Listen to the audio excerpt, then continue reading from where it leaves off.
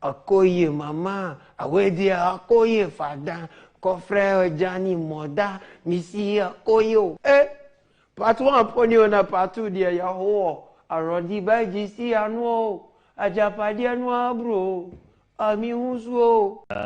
We've put in place a very first class economic management team. I would even say world class, because the Minister of Finance, the very known Wall Street banker, investment banker, really high achiever, the former Minister of Finance, who is deputy chair, vice chair of the economic management team, Yao Safo, he was voted at one time the best finance minister in Africa by the World Economic Forum, and many others. They're just a solid, capable group of individuals who have come together to manage the team, and we meet every week without fail. And so we have a laser-eyed focus on the economy, and we are taking decisions in the economy, and we are taking decisions and making sure have a laser-eyed focus on the economy. Have a laser-eyed focus on the economy. Have a laser-eyed focus on the economy. Have a laser-eyed focus on the economy. And we are taking decisions and making sure we monitor what is going on. Also a very high indebted country, and we began the process of reprofiling Ghana's public debt. As you know, the public debt ended at 122 billion Ghana cedis in 2016. And so we, as a matter of strategy, began the process of reprofiling our debt. This just means that we are replacing more expensive debt with less expensive debt. Short-term debt with longer-term debt. This is what is happening. And so you saw that last Friday or so, Ghana issued a bond essentially to do this reprofiling. And in that context, we raised some $2.25 billion of investment that came in to buy this CD-denominated bond. There was a CD bond which was issued for 15 years tenor, 15-year tenor, and that brought in 2.25 billion. But what is so remarkable about this particular transaction, and I think it is, for me, the deal of the year so far, we've been able to reprofile our debt, get more foreign exchange without increasing our debt stock. That is indeed remarkable. Many people didn't quite understand the transaction, and they thought that we had gone to borrow $2 billion to add to Ghana's debt. No, we are actually replacing more expensive debt with less expensive debt, elongating it and making it better for this country. We're also a very high indebted country, and we began the process of reprofiling Ghana's public debt. As you know, the public debt ended at 122 billion Ghana cedis in 2016. And so we, as a matter of strategy, began the process of reprofiling our debt. This just means that we are replacing more expensive debt with less expensive debt. Short-term debt with longer-term debt. This is what is happening. And so you saw that last Friday or so, Ghana issued a bond essentially to do this reprofiling. And in that context, we raised some $2.25 billion of investment that came in to buy this CD-denominated bond. There was a CD bond which was issued for 15 years tenor, 15-year tenor, and that brought in 2.25 billion. But what is so remarkable about this particular transaction, and I think it is, for me, the deal of the year so far, we've been able to reprofile our debt, get more foreign exchange without increasing our debt stock. That is indeed remarkable. Many people didn't quite understand the transaction, and they thought that we had gone to borrow $2 billion to add to Ghana's debt. No, we are actually replacing more expensive debt with less expensive debt, elongating it and making it better for this country. I would want all of us here to, and on behalf of my colleagues, say a very big thank you to the type of leadership the EMT has enjoyed from Dr. Bawumia.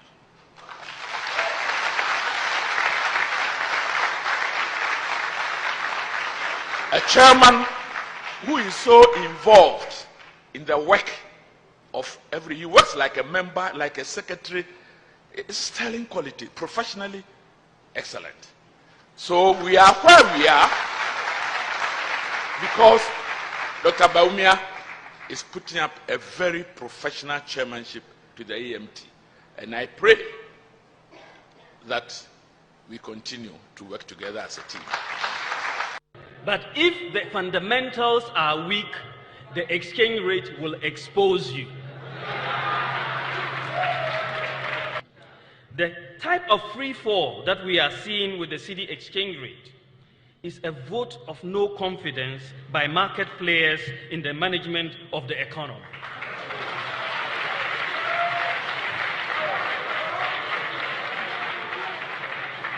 Indeed, many market players presently are pricing goods with the expectation that the exchange rate is going to be 2 to 1. It is almost there. The scary part of this is that we are only just past the first quarter of the year, and we have 3 more quarters to go, and the situation could therefore get worse. This development is not fair to the private sector, and it is certainly not fair to Ghanaians. The slide you are seeing here, but if the fundamentals are weak, the exchange rate will expose you. The type of free fall that we are seeing with the cedi exchange rate is a vote of no confidence by market players in the management of the economy. Around saying that our manifesto promises are going to ruin the economy. I'm just so baffled. You, a president, you have presided in 8 years over the collapse of our economy. If you knew the plan that could work for the economy and be successful, why haven't you implemented that plan in 8 years? Why? If you know what can work for our economy, why is the economy collapsing in your hands after 8 years? You clearly do not understand the economic plans and underpinning the MPP manifesto. So your task is to make our economy work. You cannot do it, and now you want to say the MPP plan cannot work. You have essentially no legs to stand on in saying the MPP plan cannot work, because your own plan has collapsed the economy, and we are bringing a new plan for the economy, and a new plan that will work. It will work. We reduced taxes during our tenure of office. Corporate taxes were brought down from 32% to 25%, and at the same time we saw a major increase in tax revenue. This is why we got into the IMF. You were spending too much relative to revenues, which is true. You were borrowing too much, which is true. Your external payments position has deteriorated, which is true. And so you ended up, your growth is reducing, which is true. So you ended up at the IMF, and the IMF would impose certain conditions, which is true. And if you don't do certain things right, the anchor will not hold, which is true. So I'm not quite sure what it is that is not true that I said. But I think, unfortunately, the supporters of this government and this government itself are very reluctant to admit the truth, even when it hits them in the face. Yeah. True. Thank you about that. Mubasi say YouTube na bahakaba.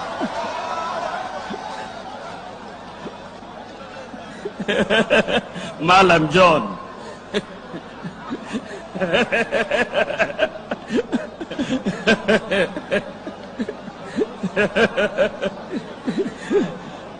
Atakbir! Atakbir! Atakbir! We should never allow religion to divide us. The MPP brings people together.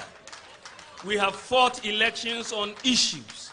We have elected people on merit. We will not make elections a fight about you being a Muslim or you being a Christian. It is about what you can do for the people of Ghana, your vision and what you can do. So let us stick to the issues. We should never allow religion to divide us. The MPP brings people together. We have fought elections on issues. We have elected people on merit. We will not make elections a fight about you being a Muslim or you being a Christian. It is about what you can do for the people of Ghana, your vision and what you can do. So let us stick to the issues. Atias Mubasi say YouTube na bahakaba.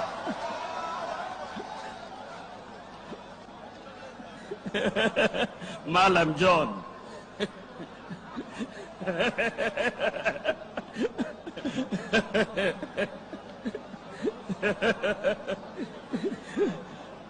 Atakbir! Atakbir! Atakbir! We should never allow religion to divide us. The MPP brings people together. We have fought elections on issues.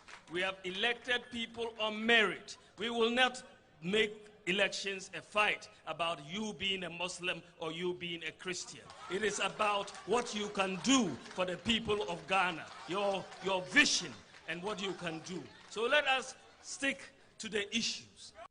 We should never allow religion to divide us. The MPP brings people together.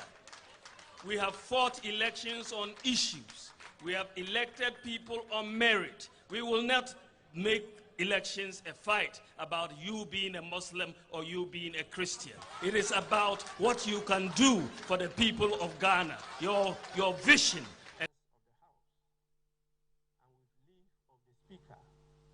Raised a matter which he indicated was of urgent public importance in accordance with Order 93.1 of the Standing Orders of Parliament.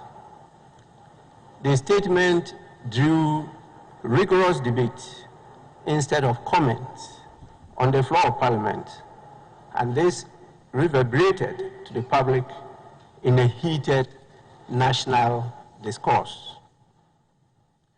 The Honorable Minority Leader, as part of his statement, called on the Speaker to follow precedent and declare vacant the seats of 4 members of Parliament pursuant to Articles 97(1)(g) and (h) of the Constitution.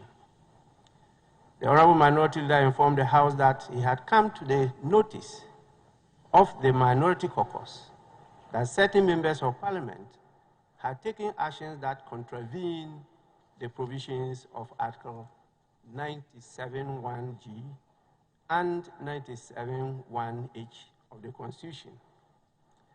Specifically, the Honorable Minority Leader alleged that A. Honorable Peter Yao Kwache Aka, Member of Parliament for Amenfi Central, who was elected on the ticket of the National Democratic Congress, NDC, had filed with the Electoral Commission to contest the upcoming 2024 parliamentary elections as an independent candidate. B. Honorable Andrews Asiama Amwako, independent member of Parliament for Formina, and currently serving as the second deputy speaker, had filed to contest the 2024 parliamentary elections on the ticket of the New Patriotic Party, NPP. C.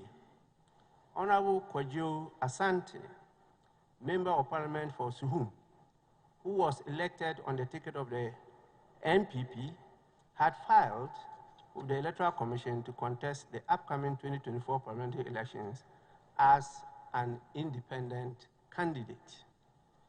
And D. Honorable Cynthia Mamile Morrison, Member of Parliament for Aguna West, who was elected on the ticket of the MPP, had filed with the Electoral Commission to contest the upcoming 2024 parliamentary elections as an independent candidate. In the light of these developments, the Honorable Minority Leader invited the Speaker to declare the seats of these 4 members vacant in accordance with Article 97(1)(g) and 97(1)(h) of the Constitution 1992.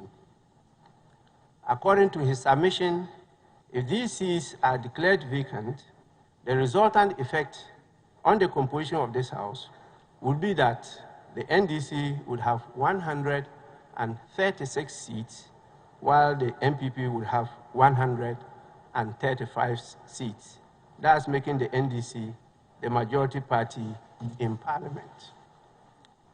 This statement sparked intense debate in the House, with members raising questions of constitutional interpretation and the role of the Speaker in the enforcement of Article 97 of the Constitution, particularly in the matter of the vacation of seats by members of Parliament.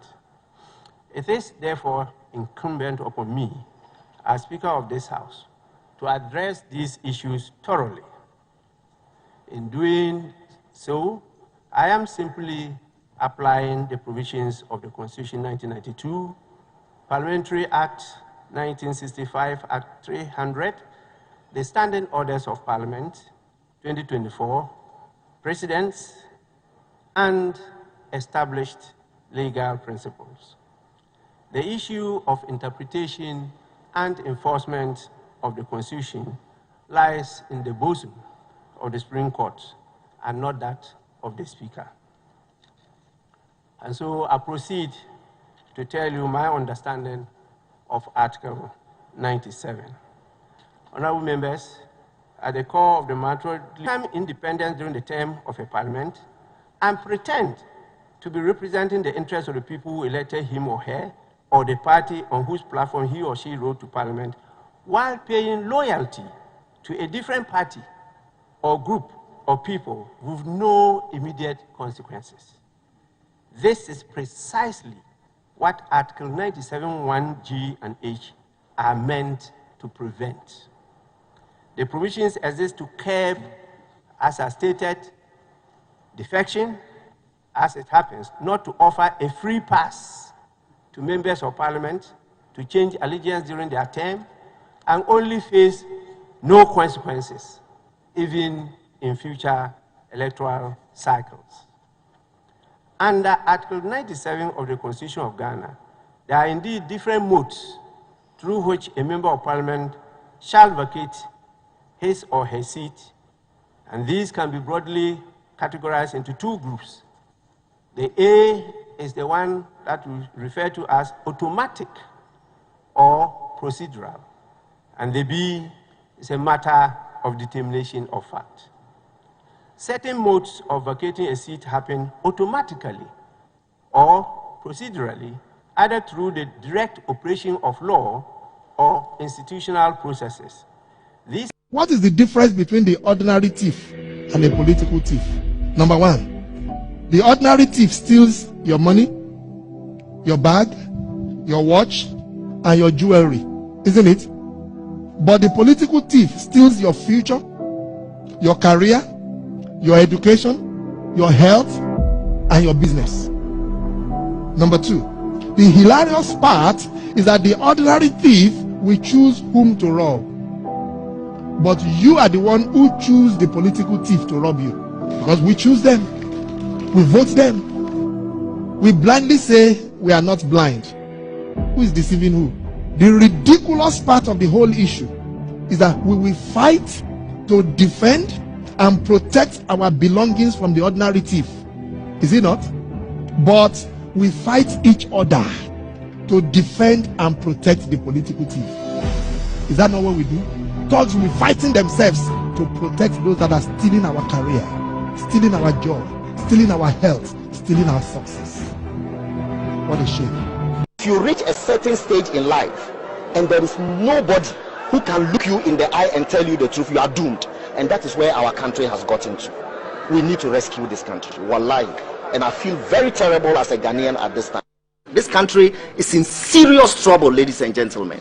We are in serious trouble. We need to rescue this country, ladies and gentlemen.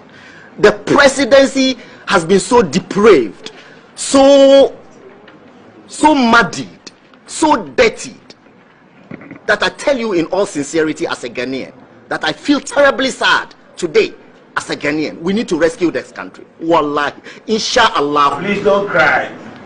We shall rescue our country.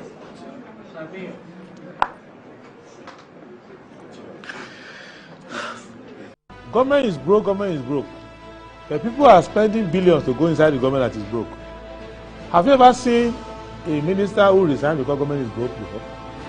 Government has no money. Have you ever seen a governor who said, ladies and gentlemen, when I was elected, I thought the government had money. Now I discover government has no money, I resign. Have you ever seen it? Government has no money, but they are bringing money out at election time. Where is that money coming from? So they are lying. What is happening is that there are two types of wicked people in government. Type 1, they eat current money. Any money they find in government, they will eat it. They are wicked about that one. There is type 2. Type 2, they eat current money and future money. They will say, my term will end next year. When I leave, how will I eat money? Let me borrow money now and borrow money of the future and eat it now.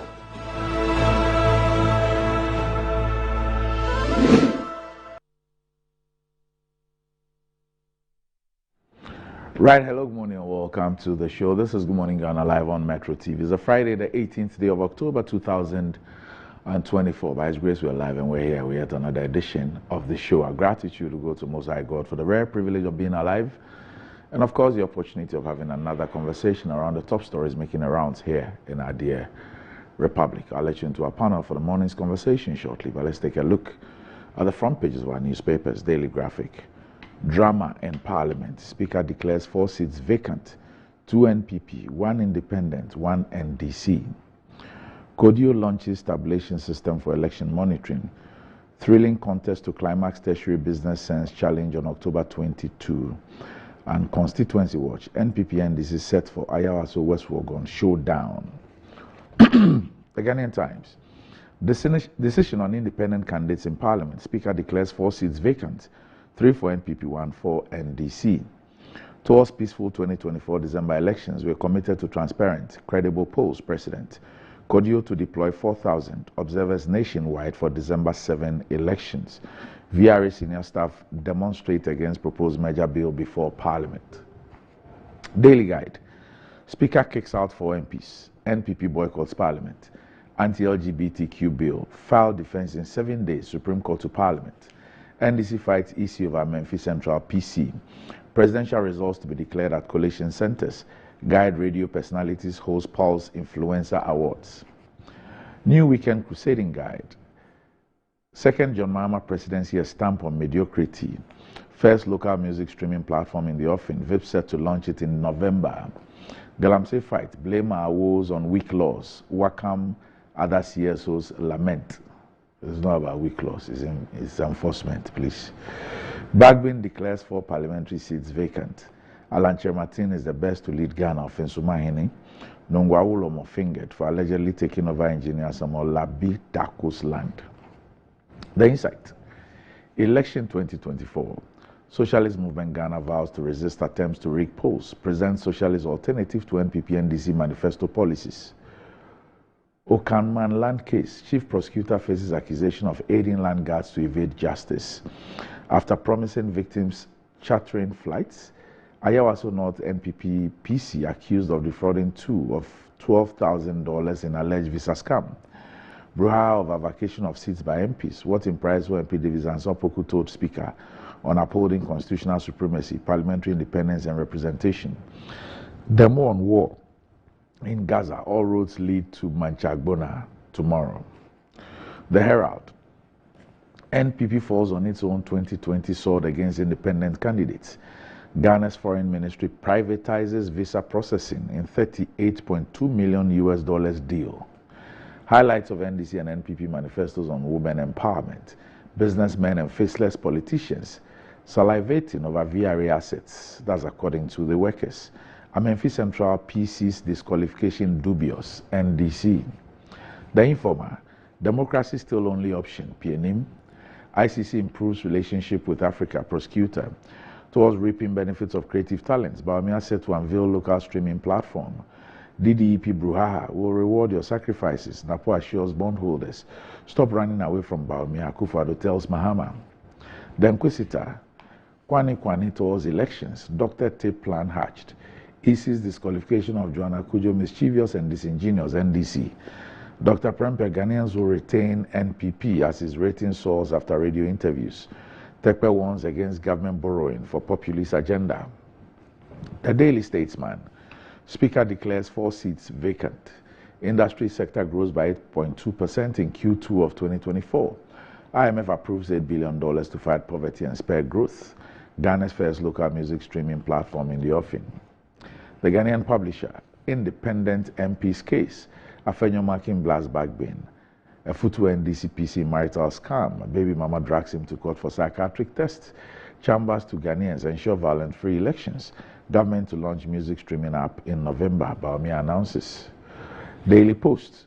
NDC becomes new majority in Parliament. Speaker declares Suhuma Memphis Central, Agona West, and Fomena seats vacant. Lordina Mahama boosts Howe NDCPC's campaign. Business and Financial Times. Industrial sector records 8.2% growth in second quarter 2024. United States supports drought victims with $1.7 million. GCB Bank empowers MSEs. Ghana to host Peace Goal event ahead of December polls. Barcelona legends to play Black Stars legends for peace. Ronaldinho expected in Ghana in November. Research, capacity building, key to Africa's climate resilience. WSCL. Feature, building my nation through customer experience. The Japanese girl approach. And that's about it for the front pages. We'll be back shortly.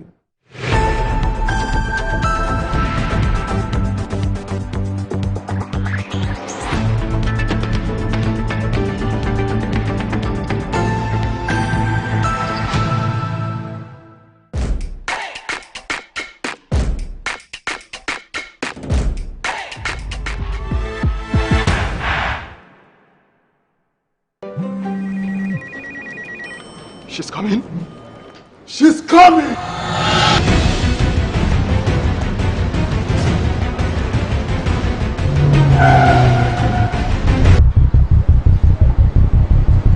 Oh, it's in.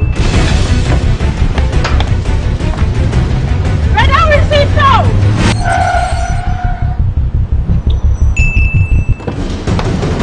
Boss, let's go back. Okay, here. Take this. She's coming. I know. Go to the pharmacy now. She's coming! Oh.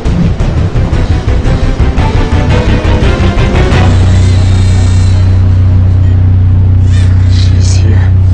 Pay faster, pay safer, and pay easy with Momo app. Download now and pay with the QR code, merchant ID, and so much more. Look around. Home also need a makeover. Mine clearly does. So we went to Ashroom and found the Como collection. It had everything we're looking for and more. Merchant furniture for the entire home, designed with you in mind. Where's Como collection? Dressing up is just a breeze. Always ready with a perfect accessory. A magic dressing mirror. One look and you're ready to face the world. Or at least the kids. A bed perfect for young men who want a table that turns into a treasure chest. And finally, a sofa with this grand TV unit for family time at home. Head over to any Ashphone store now and discover the new Como collection. Ashphone, feel it, know it. Over 5 million children have benefited from free SHS. Protect free SHS. Vote Dr. Baumia #1 on the ballot. To all our believers, to the Niger Gunners of Globe Road, all you Artetas of Africa, of Accra, of Maputo, of Oimbo, the legends of legends down Lusaka way. We hear you. Now hear us. Obrigado. Galo. Betway, the official global betting partner of Arsenal.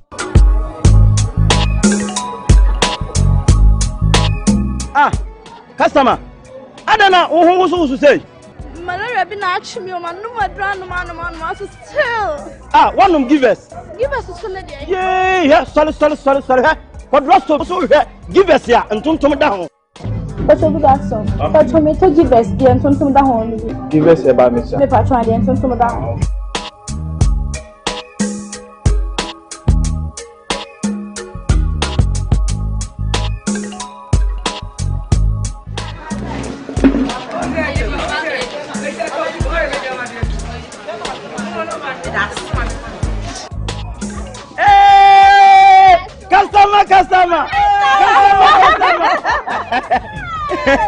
Give us a tonto now. Pa.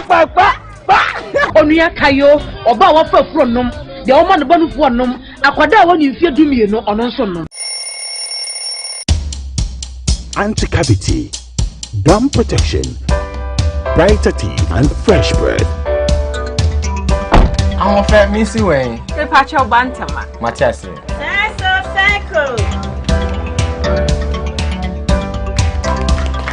It's her smile. The fresh breath. Me Gidi say we use Cal 360 toothpaste.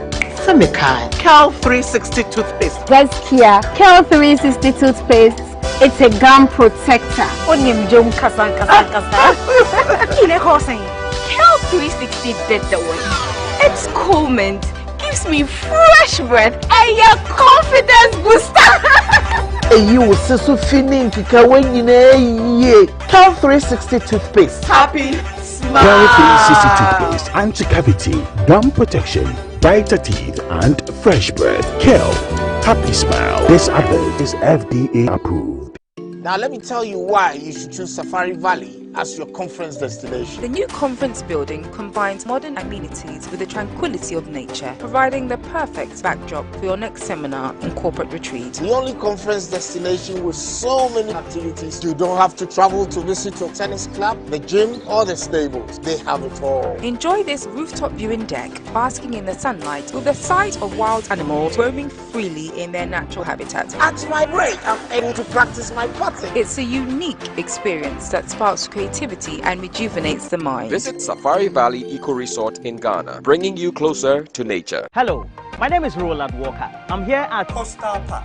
It's one of the many courts belonging to estate masters, and they are into service plots, property management, and luxury homes. And just in case you want to make that decision to invest into a landed property, estate masters is the right choice to make. If it is from an indenture, a site plan, you want it also barcoded, all is available.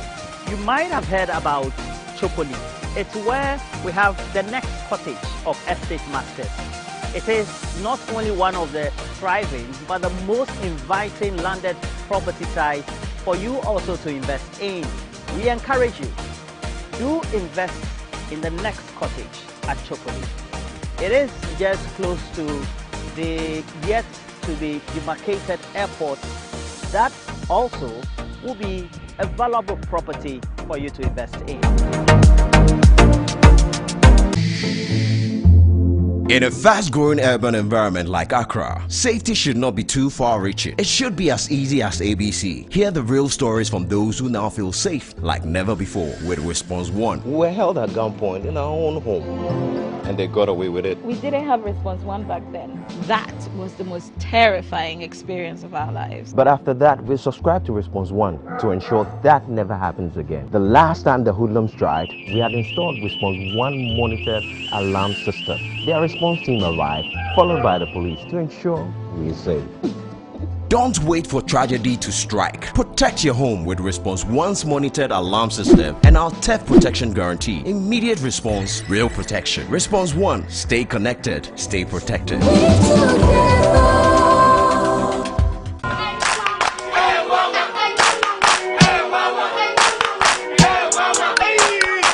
Cratchy, unemu bua unkoisha Dr. Ban uye denwa.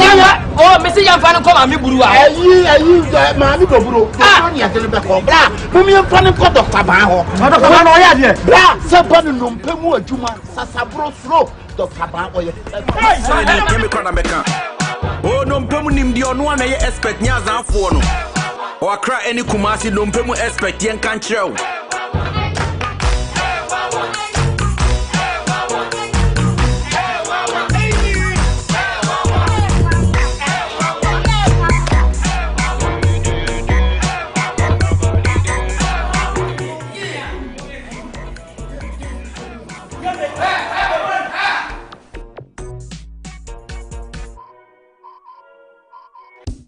Auntie Esi, na den na wonu wata mo ba me wa monim aye busasa. Auntie Ama, pacho me be nya school mu kwan.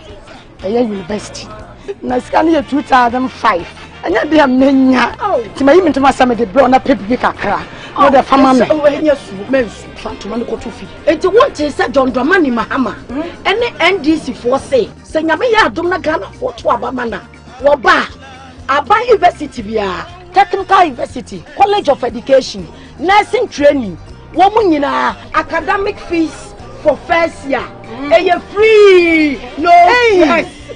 And then how did it? And then I'm at then. Auntie, hey, share a BM was say, and can they bosiana? No, or Bowma, or Motua Suku Suono.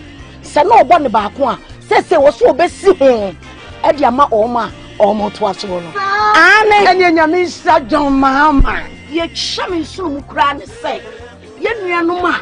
Omo did them service of bread yourself. Omo go to cook. Was say woman in our bar.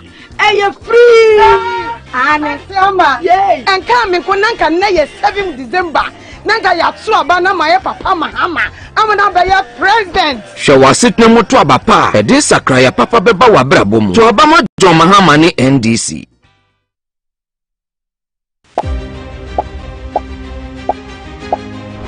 Join Metro TV and the Ignite Media Group with our partners for the annual Breast Cancer Awareness Festival, the Pink Clinic, where hope and community comes together. Mark your calendars for 25th October 2024 at the AMA Gardens near Tema Station, Accra. This is more than just an event. It is a celebration of strength, resilience, and the power of unity. Explore our resource fair featuring informative booths, health screening, and inspiring stories from survivors. Learn how early detections can save lives. Enjoy live music, delicious food, and fun activities for all ages. Bring your friends and families to share the joy of giving back. Together, we can raise awareness and support those affected by breast cancer. Let's fight for a future where no one faces this disease alone. The Pink Clinic, you can call on 0244 598747 for more information and partnership. Together, we can make a difference. Raise your voice, raise awareness, get your pink on. Let's create a world without breast cancer. Partners.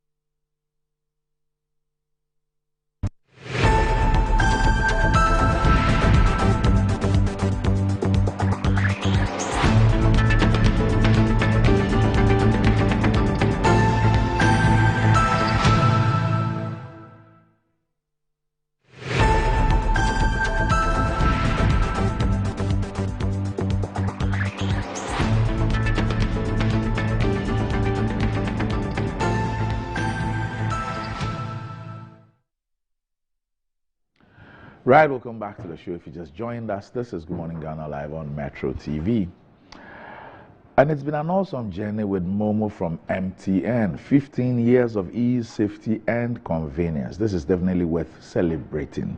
That's why the Momo at 15 Rewards is here with amazing cash prizes to say thank you. Send money to an MTN Momo user or make payments to an MTN Momo merchant at no cost whatsoever, only on MTN. So go and download my Momo on the App Store, Play Store to enjoy this. Just Momo it everywhere you go. Terms and conditions apply. And if you're thinking of getting that toothpaste that will take care of the entire family and save you some money, the recommended family toothpaste is KL 360. Toothpaste is approved by the Food and Drugs Authority. KL 360 toothpaste provides you and your family with all-round dental protection throughout the day with freshness. KL 360 toothpaste is good for kids, children, and adults. Let your family be a proud family when they step out by constantly using KL 360 toothpaste. KL 360 toothpaste brightens your teeth, prevents cavity, and with its cool mint, gives you fresh breath throughout the day and protects the gum from decaying. For consistency and quality, use KL 360 toothpaste.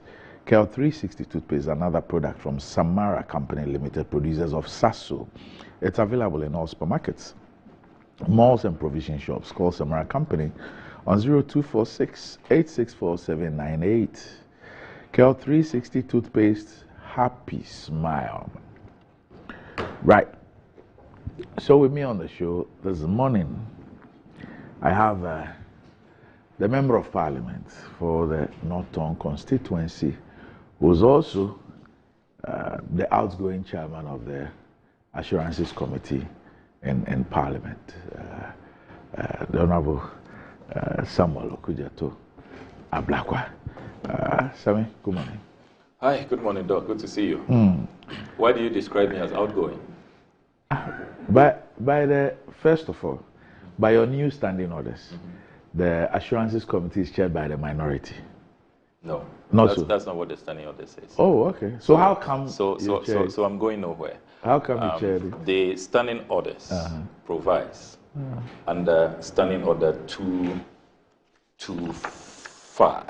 Okay. Let me just read verbatim. Okay. Committee on Assurances, standing order 225. Says the Committee on Assurances comprises a chairperson, a ranking member, and not more than 13 other members. The committee is chaired by a member who does not belong to the party or parties that form the government. Okay. Yes. So at all times, the chair should not belong to the party that forms the government. You can be a minority in Parliament and control the executive arm. All right. So that is what we have now. So even though we are majority, we haven't formed the government. Okay. So you're going nowhere. So I'm going nowhere. Okay. And it will be the same with the chair of the Public Account Committee. This one, yes, actually leads me into a key discussion. We'll get into the big issue, which is the ruling by the Speaker. Yeah. But there are issues of the consequences, which has to do with primarily government business and all that. And it looks like most of us are used to what the old standing orders were. Yeah. So it is majority and minority. But I realized that the hang nature of this Parliament influenced the new standing orders greatly. Yeah. To the extent that, if my memory serves me right, in creating the standing orders, and that's one of the things that we've just resolved with my description, my wrongful description of you as outgoing. Yeah. Okay. That you then Parliament began to see the reality of situations where there is either a hang or there's a majority in Parliament that does not form the executive. And so in the new standing orders, there were some committees that you decided to reserve for the party that forms the government, irrespective of whether it forms the majority or the minority in Parliament. Yeah. And there were some committees that you decided to give to the party that does not form the government, irrespective of whether it forms the majority or the minority.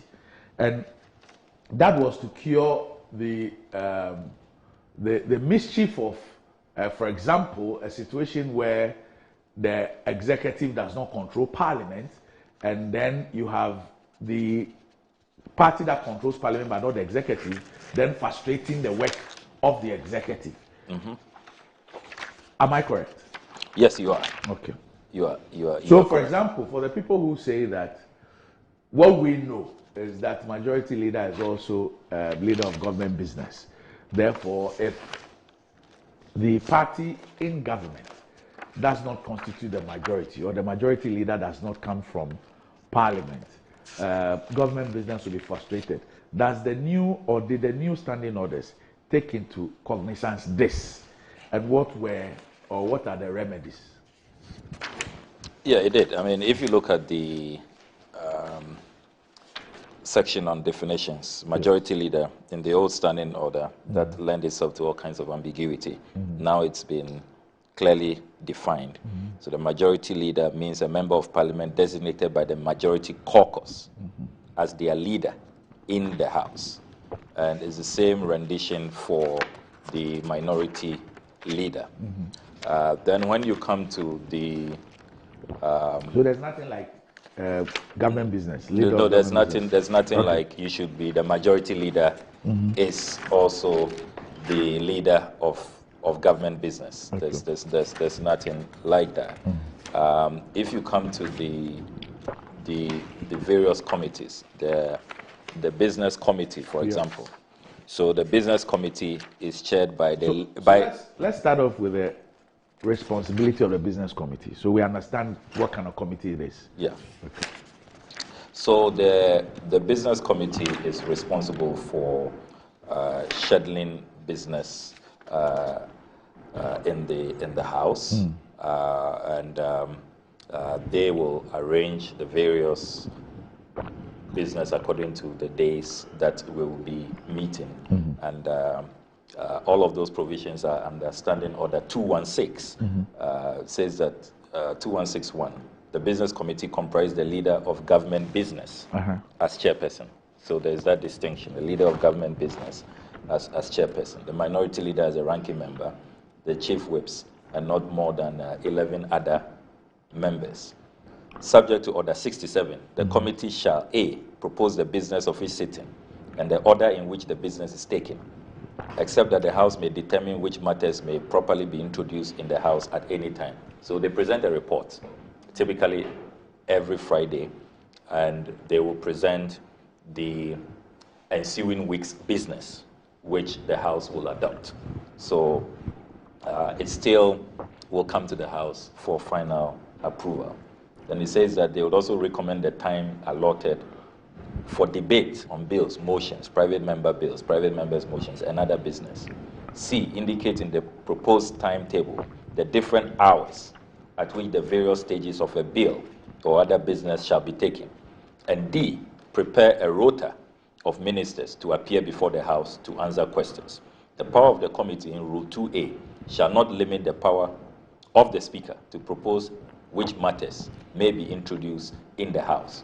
The clerk is responsible for arranging questions admitted by the Speaker to conform with the rota and to inform the ministers accordingly. Okay. So that's the work of the business committee. Okay. I mean, really, But I get a certain impression. Yeah. When you started with the composition, I got the impression that the leader of government business refers to the majority leader, because it says leader of government business and then minority leader.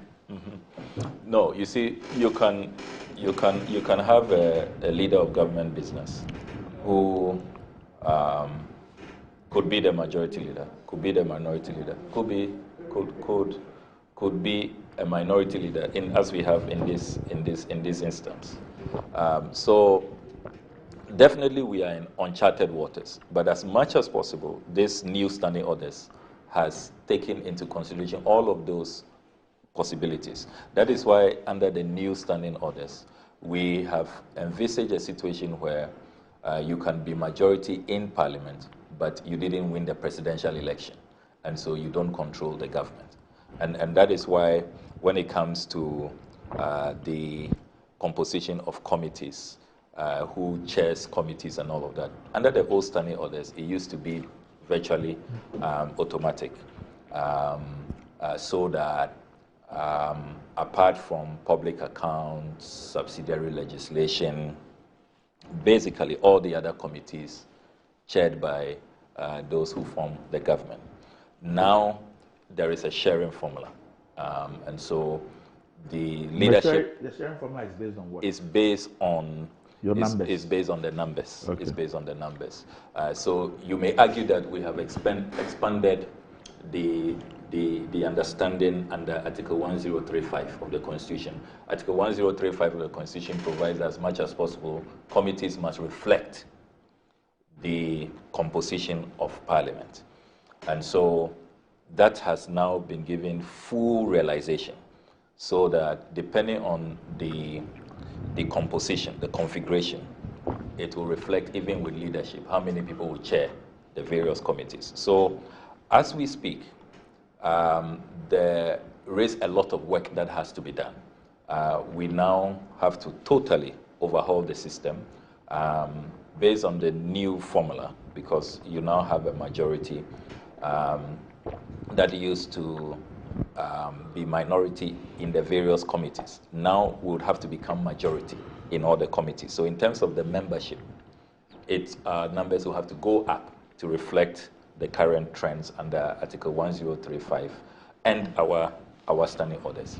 Then we now have to also chair more committees than previously. But are there specific committees that these new standing orders, because that was my yes. understanding, that these new standing orders reserve for the party that controls the executive, just in case they form the minority in Parliament? Yes. Are there specific committees? Yes, there are specific committees. Yes. There are specific committees. If you take, for example, the Finance Committee. Yes. It will be chaired under our standing orders by a member from the government, the party that has formed government. Mm-hmm. So there are a number of committees like that, and we also have committees that the standing orders provides clearly that no matter the configuration, it has to be chaired by a member that does not belong to a party forming the government. Mm-hmm. So the Public Accounts Committee, the Assurances Committee, mm-hmm. you know. So we have a good number of committees like that, if you pay regard to the standing orders. Because when which provides the that. Sports Committee. Yes. And interestingly, Honorable Kobe Woyome was the chair. Yes. And Honorable Sheila Battels was the ranking. Yes. Although Honorable Woyome mm-hmm. Was a part of the minority, but he chaired the committee. And he that under the old standing orders, he will be ranking. In fact, he had been ranking of that committee for a long time.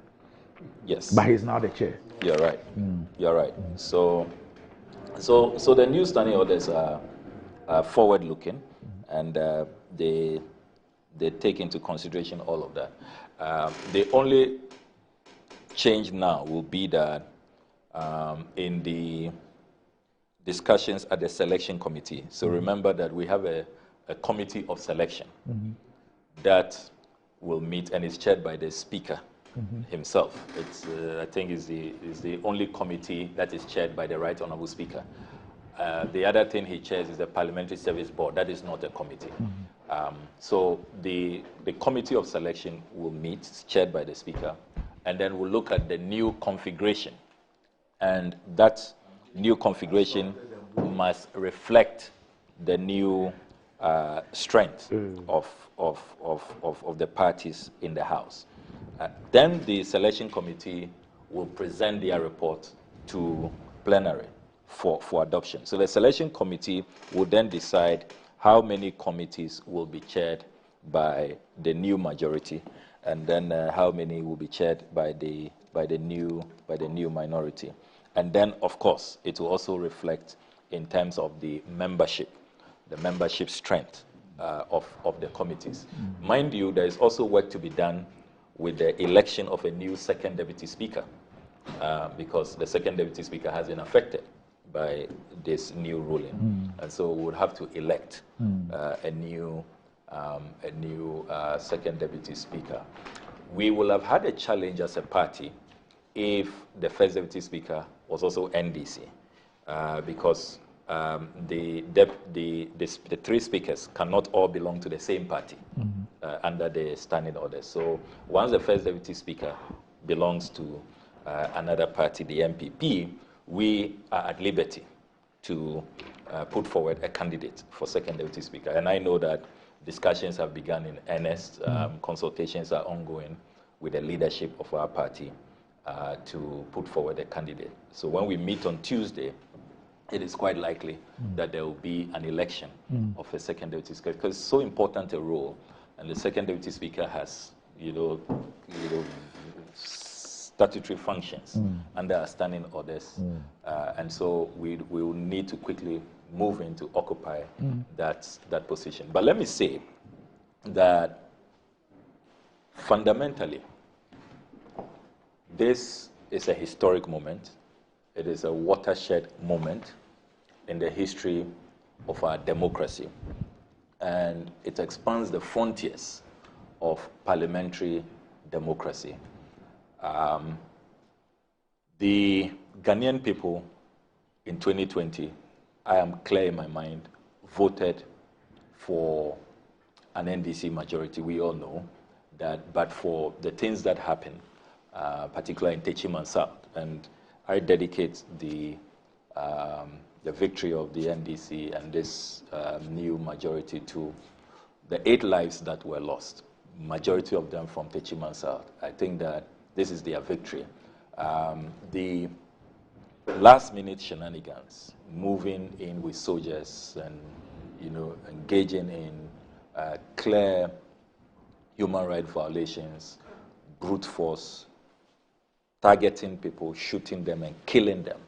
And it is really regrettable that so far the masterminds, the perpetrators, have not been brought to justice.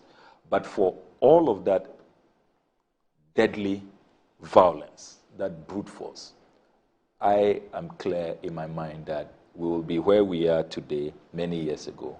At the birth of the 8th Parliament, we will have been the majority. And I think that it will have augured well for our democracy, where it will have compelled leadership to build consensus, because we have to prepare for that. It is clearly an eventuality. If you see how Ghanaians are voting now, Ghanaians have become very sophisticated, and there are many constituencies where they will vote differently for a presidential candidate and consider somebody else for the parliamentary slot. And so we need to mature, we need to grow, and we need to have leaders who are more conciliatory, who look at the big picture, who put the country at heart, who are not petty, are not narrow-minded, and who will not reach out, who will not cross the aisle to collaborate with the other side. That's the kind of leadership we need moving forward, if you are to listen to the Ghanaian electorate carefully. So this is a victory for our democracy.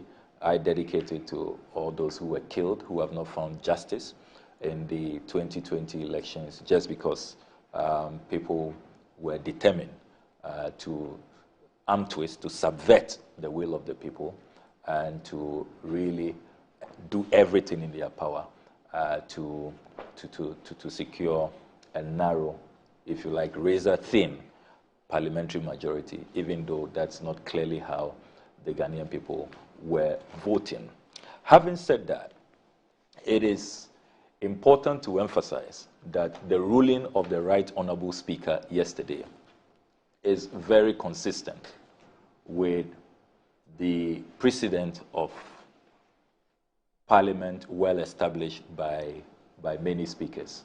And as happened a few minutes ago, it is clear that in the Ghanaian Parliament, there are 3 cardinal pillars. So, number 1 is the Constitution of Ghana that guides the Speaker, the conduct of members of Parliament, and everything that happens so far as our proceedings are concerned. Number 2, the standing orders. The standing orders plays a very crucial role in maintaining order, in spelling out functions of committees and every member of Parliament, and helping us to appreciate how the House should be organized. That's why it said that Parliament is a master of its own procedures. So number 2 is the standing orders. Then number 3, precedents, conventions that evolve over the years. You can call it the doctrine of stare decisis, where speakers are really bound by the conventions that have emerged by the House, by previous speakers. And so if you look at the Speaker's ruling, those of us who have been in the House for a considerable number of years, and all those who have been watching the parliamentary space, we're not surprised and are still not surprised about the turn of events. The outcome was very predictable. Once you had a number of members of parliament clearly crossing carpet and deciding that they no longer belong to the parties that brought them to parliament. If you pay regard to Article 97 of the Constitution, it is very, very clear. Article 97(1) provides that a member of parliament shall vacate his seat in parliament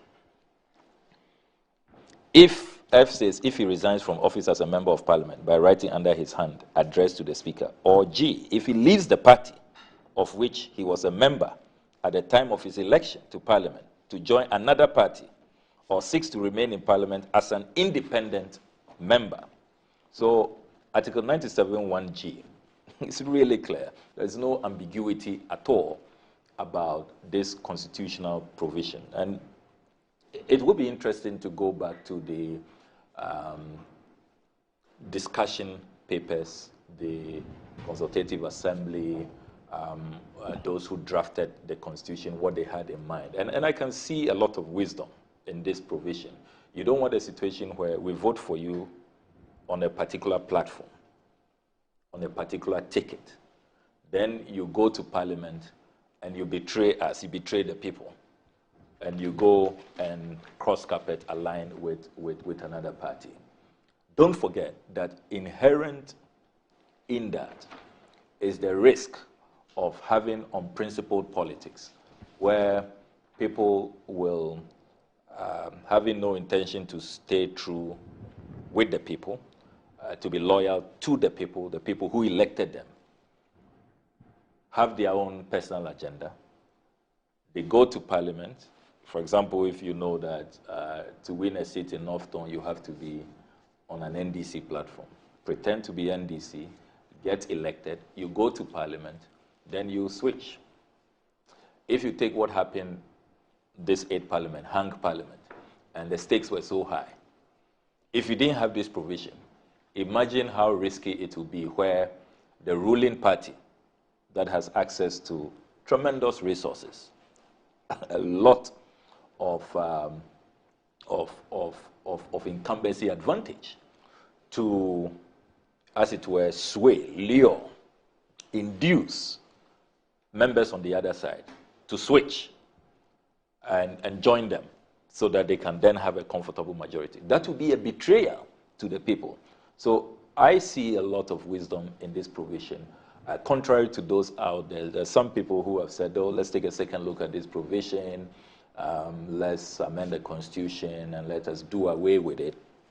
I'm not too sure that they are making convincing arguments, at least seeing how the whole nature of our politics is and the expectations of the people when they elect their members of parliament. So I think that there is good reason, there is good cause for the Constitution wanting to see a certain loyalty to the people you represent, and you should stay the course. If you want to switch, serve the people. They voted for you for 4 years. Finish that 4-year term, and then in another life of parliament, in another election, you can go and switch comes if you so decide. Now, having said that, I have listened to a lot of double standard talk, a lot of red herring, and clear cases of hypocrisy, particularly on the side of our friends in the MPP in the House. All of this business of going to the Supreme Court, of chastising Speaker Okwe and saying that Speaker Okwe got it wrong, and Speaker Okwe has opened a Pandora's box, shouldn't have done that. The question I ask is, where were all these people 4 years ago? They were still members of parliament. They were still active politicians. So that is really the difficulty some of us have with our politics. The politics of convenience is just becoming too much. The politics of opportunism. When it favors you, it's right, it's good. If it doesn't favor you, tomorrow, it is wrong. So there is no consistency. There is no principle. We need to condemn that kind of politics. It does not build our democracy. It does not augur well for us. We must insist that our politicians, all our citizens, must be consistent. I have in my hands here the ruling of Speaker Okwe from the Hansard of 7th November 2020. Reading from column 98 to column 100. The Hansard, the official report of 7th November 2020, the day that Speaker Okwe delivered his ruling. And this is what Speaker Okwe said. With your permission, I'll read. It's not too long a ruling. Declaration of Fomena seat in Parliament as vacant. Honorable members, before our visitors come in, there is a ruling I have made on the petition for the declaration of the Fomena seat in Parliament as vacant. Parliament is in receipt of a petition from the General Secretary of the NPP inviting the Speaker of Parliament to declare the Fomena seat in Parliament vacant. The Member of Parliament, Honorable Andrew Amuako Esiama, who has been written to, has responded accordingly, and copies are attached to the ruling. The MPP invoked Article 97(1)(g), the same provision I quoted a while back, Article 97(1)(g) of the Constitution of the Republic of Ghana 1992, which provides that a member of Parliament shall vacate his seat in Parliament if he leaves the party of which he was a member at the time of his election to Parliament to join another party or seeks to remain in Parliament as an independent member.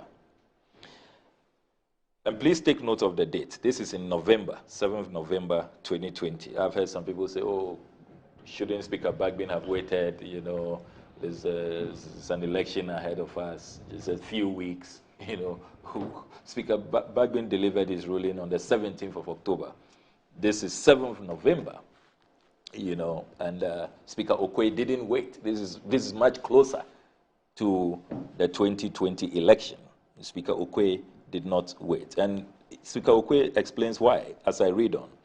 So, Speaker Okwe continues. He says that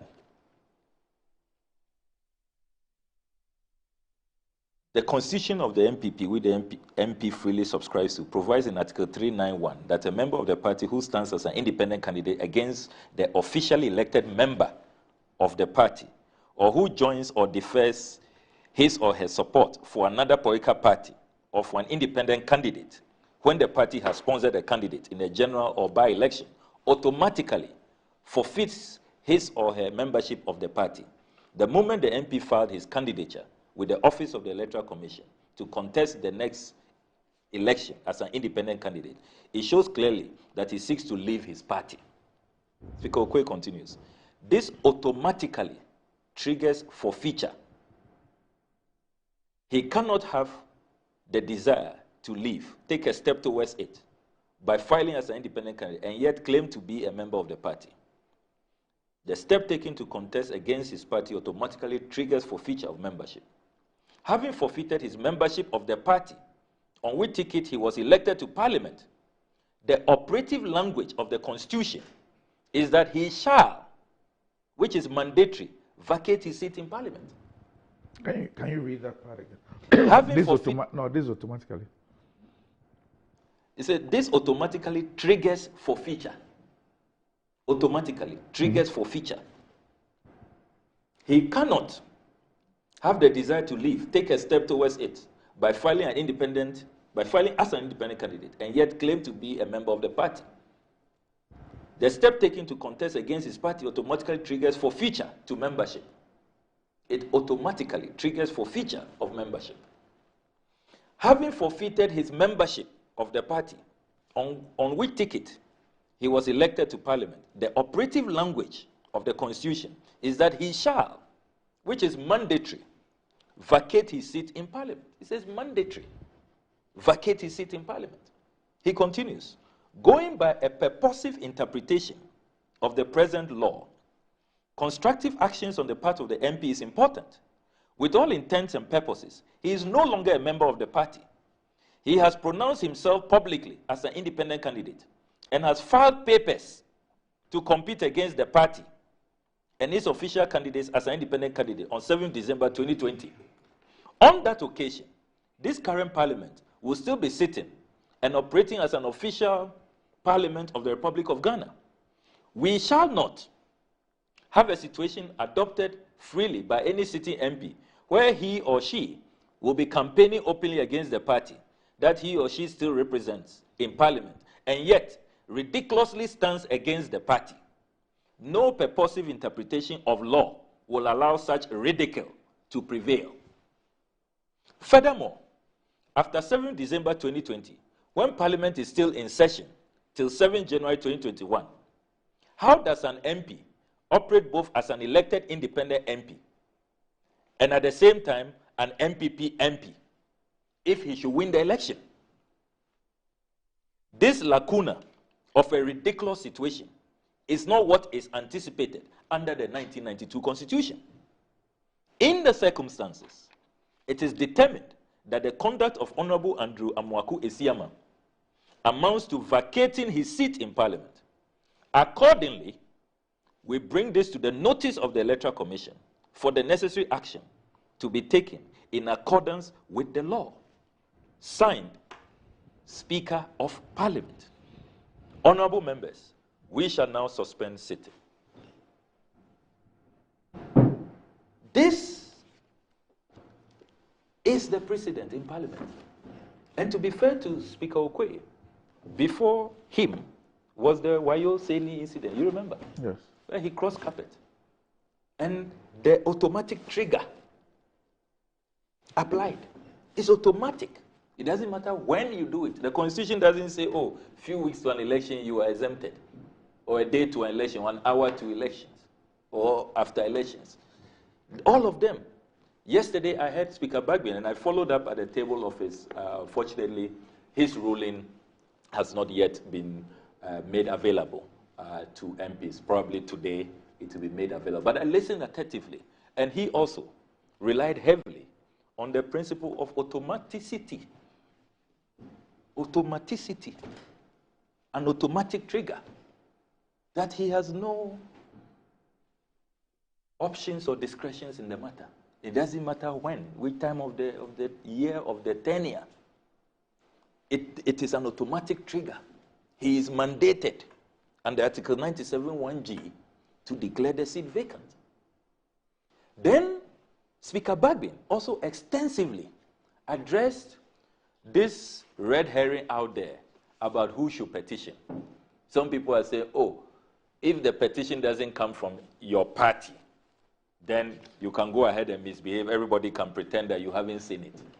The Speaker, that's why I can't wait for his very erudite, well-reasoned ruling to be published. He addressed that extensively. But interestingly, with Professor Quay's ruling, Apart from the preliminary point, yes, where he refers to a petition from the party, yes, and even in that case, he says that in the party's petition, the party states yes that there is an automatic trigger. Yes, in their own constitution. Beyond that, he doesn't rely on the petition in all the reasons that he abuses. He talks about the fact that there is a notice of poll. Speaker Okoye talks about the fact that you have filed. He says that he did his own checks. You have filed with the Electoral Commission. And then he says that under the Constitution, it is mandatory. It is automatic.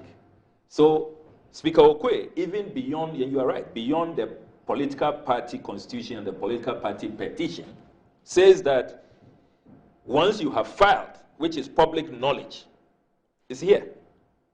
In fact, it is mandatory. In the party's petition, the party doesn't say that we have sacked him because of this. The party says that what he has done is an affront to this part of our constitution. Exactly. And he has automatically forfeited his membership by virtue of that action. Yeah, exactly. And Speaker Okoye says that, look, he is looking at the MP's own conduct publicly. If you look at column 099, it says, going by a purposive interpretation of the present law, constructive actions on the part of the MP is important. He says that it's important. He's not only relying on the petition from the party. He says that the constructive actions on the part of the MP is important. With all intents and purposes, he is no longer a member of the party. He has pronounced himself publicly as an independent candidate and has filed papers to compete against the party and its official candidate as an independent candidate on 7 December 2020. This is it. So why all the hypocrisy? Why the double standards? Or maybe they believe Speaker Okoye was wrong. Why did they say it then? Why didn't they go to the Supreme Court then? You see, let's stop this whole, politics of convenience. The Ghanaian people are tired of that. It's cheapened our politics. Let's at least remember positions we take and where we have always stood. This business of, because it favors me today, I'm going to go with it. Look, there are other instances that these are politics of double standards and hypocrisy. It's going to come back to haunt us even more. You remember the Abdullahi case? Where the Supreme Court held that majority in Parliament and the majority to take decisions should be 138. And that the Deputy Speaker can vote and all of that. That was the Supreme Court decision. It was hailed by our friends on the other side because it then allowed them to say that, okay, so the budget for that year, which had been rejected by us, they say we didn't have 138 to reject it. Then, as fate will have it, e-levy, they didn't have the numbers. They were 136. Yet the railroaded, when we walked out, they said, no, we don't care. We have passed e-levy. We went to the Supreme Court. I am still at the Supreme Court 2 years now. Honorable Haruna Idrisu, Honorable Mahama Yariga, and myself. No expedition. The Supreme Court didn't show the urgency it did in the Abdullahi case because they know it's open and shut. The politics of convenience. We have been paying e-levy all these years. A decision 136, below the threshold, below the constitutional threshold. But we are paying e-levy. They are ridiculing our case in court. They say we can go to hell. The Supreme Court is not attaching any agency. Only last night, now I hear them saying, but you know what? Okay, yes, you are the majority now, but you are 136. So be warned, you can't take decisions under Article 104 of the Constitution. Oh, really? You didn't know this when e-levy was being passed? You didn't know that? So you see how we are mutilating our Constitution, destroying our democracy because of the politics of convenience, naked partisanship. Now suddenly, you know that Article 104 is important. You didn't care about that. when you were passing e-levy, an obnoxious draconian tax, which the overwhelming majority of Ghanaians were opposed to. Then it didn't occur to you. Then the Supreme Court, we are all watching. E-levy, they were not bothered. No sense of urgency. LGBTQ, 8 months. Stalemate. Well, yesterday, according to the papers, yesterday, the Supreme Court is giving Parliament 7 days to file. So they are being proactive now. Yes. So only God knows when that proactiveness began. If this matter of the MPP becoming minority in Parliament and they run into the Supreme Court for salvation, and everybody is waiting for what kind of interpretation will be given to Article 97(1)(g). That all these years we haven't been reading 97(1)(g) properly. All the speakers, before Professor Okwe himself, Speaker Bagbin, we are all waiting. Suddenly, now they are giving Parliament 7 days. Suddenly, they can act on LGBTQ. Suddenly, the Supreme Court can act expeditiously. So let's watch it. Let's be consistent. Let's be principled. That is at the gravamen of this whole matter. It is important that whatever position we take, let's remember that it can come round. What goes round can come around. It can come back to haunt you. Whatever you sow, that shall you reap. If something is right today, it cannot suddenly be wrong tomorrow. So I want to salute Speaker Bagbin. Many people thought that he may not have the courage to deliver the ruling he delivered yesterday. He has proven them wrong. Speaker Bagbin clearly has written his name in history with gold. And who else to do that? I mean, he is really the icon of this Fourth Republic. He has been in all the parliaments since 1993. So who else to understand the rudiments, to understand precedents, to understand the workings of Parliament and our Constitution. So we celebrate the Right Honourable Speaker this morning. He has been phenomenal and has done what objective and patriotic-minded Ghanaians expect of him. He has done his work. Now, what really matters to me, Doc, I must say, is how can we in the NDC make this majority count? For many, many years, we have lived in agony and anguish where we win the debates on a lot of occasions, but we can't win the vote. You have a very intransigent government that refuses to listen. If they had listened to us, what is happening to our economy? The bankruptcy would not have happened. We kept complaining about all the loans they were amassing. We didn't have the numbers. Since the 7th Parliament, it was worse in the 7th Parliament, 8th Parliament. They won't listen. Now, after the borrowing binge, here we are, bankrupt economy. An economy which has been downgraded. People have been forced to take financial haircuts against their will, things that have never been seen in our history. Debt exchange programs, never seen in our history. At a point, debt to GDP exceeded 100%. Never happened in our history. They didn't listen to us. Look at all the taxes that today they have made U-turn. The flag bearer, their flag bearer has embarrassed them in Parliament. Suddenly he agrees with us that e-levy is not good. It should go. The COVID levy must go. Yet his MPs were actively voting against this position, which we took, which is the position of the people we represent. the people we serve. They didn't listen. So ultimately, to me, what is more important to me is that how do we make sure this majority we have count and bring some reprieve to the Ghanaian people? That is crucial. It is so important.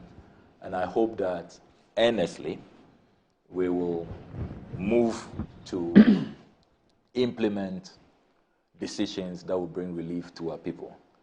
The only challenge I have is Article 106 of the Constitution, which cannot give us far-reaching successes, because Article 106.1 says that the power of Parliament to make laws shall be exercised by bills passed by Parliament and assented to by the President. So we have a blockade. Fortunately, Nana Yankamasem will be there waiting for us. Who's that? Even if we do our best Who's that? in the man who doesn't listen. Who? Just doesn't listen to anybody. Who? Nana Addo Dankwa Akufo. So Article 106.1 clearly places some barriers, some impediments, some fetters in our way. But for that, I'm sure that even, for example, my private member's bill on banning politicians from purchasing state assets, the protection of state assets bill, we could really have used this opportunity. Do your work. So yes, we'll do our best. Yeah, we'll do our best. But I just thought that Ghanaians should have that in mind, so that they don't blame us when the president refuses to sign and these new laws do not see the light of day. But exciting times, and this is very good momentum for us in the NDC. It gives us that oomph, that verve that we need going into the December 7 elections, and it's a good omen. And we thank the Almighty and the Ghanaian people for all the support and the solidarity. Okay, all right. So a man who's been in Parliament for 16 years is currently the Vice Chair of Bawumia 2024. Is here with us. I almost said 2028. Is here with us on the show. I'm referring to Nana Kumia. We'll take a break. When we return, we'll hear Nana's 16-year experience on display. Nana? You're looking forward to it. We're back shortly.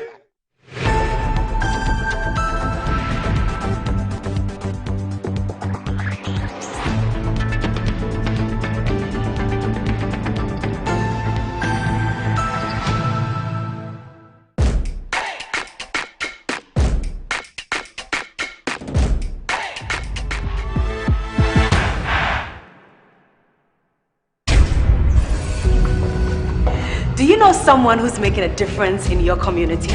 Someone whose selfless actions and dedication to helping others deserves recognition? Then it's time to celebrate these incredible individuals on MTN Heroes of Change.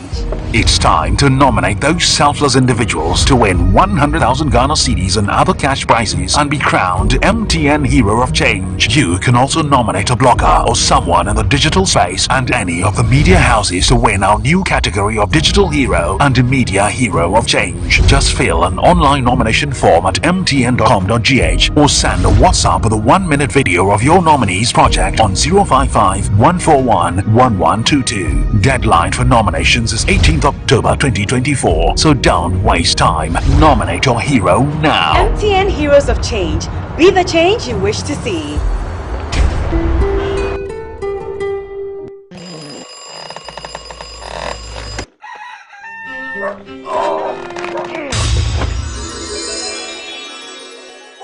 Who are you? Who are you? Charlie, I'll be you from the future. Who doesn't sleep on that slice of bready poor mattress anymore? Don't some slippers then follow me. It is by the mattress we did the front there. Yeah? That be the mattress where the dead for. Wait, what are you doing?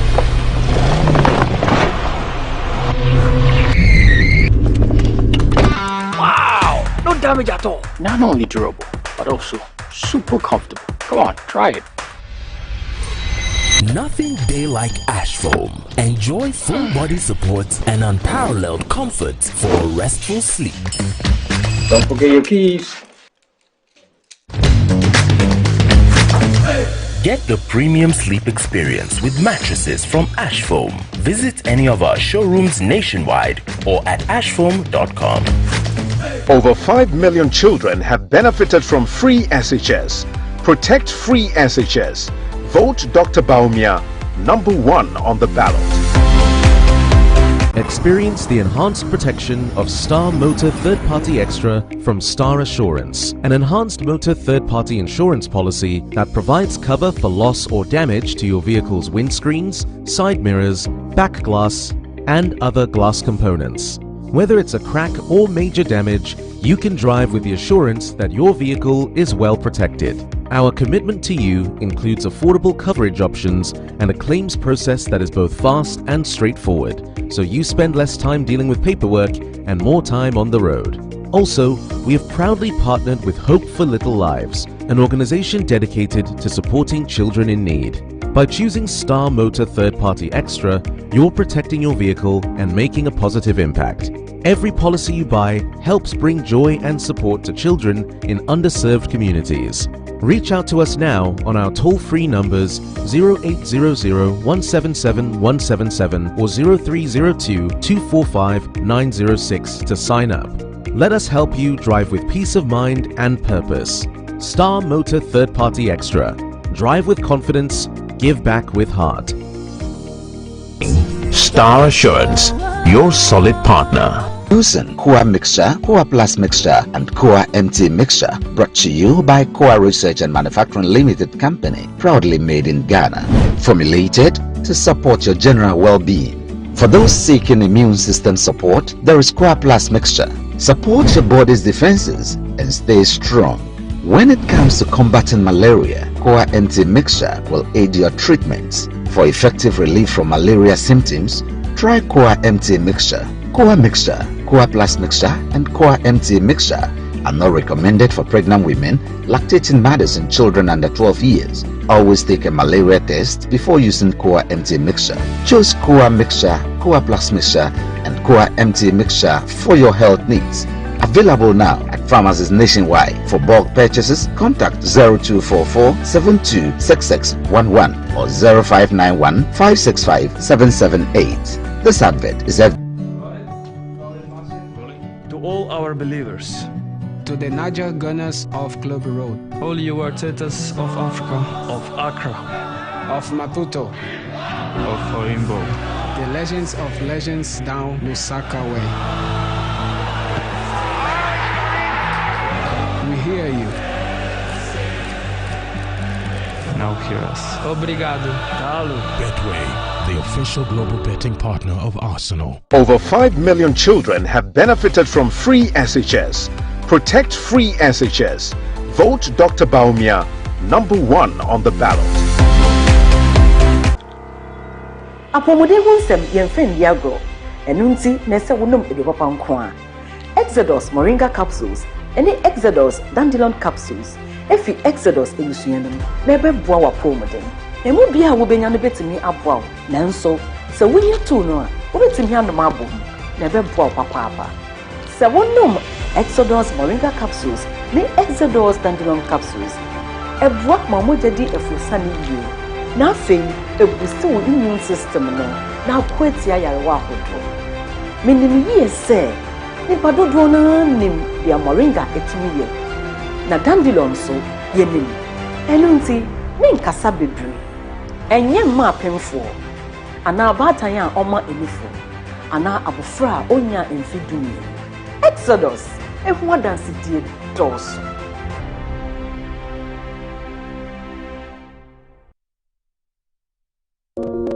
Welcome to Rehoboth Palms, Ayimensa, where your future home is taking shape. Discover a community like no other, designed for families and individuals seeking comfort and connection.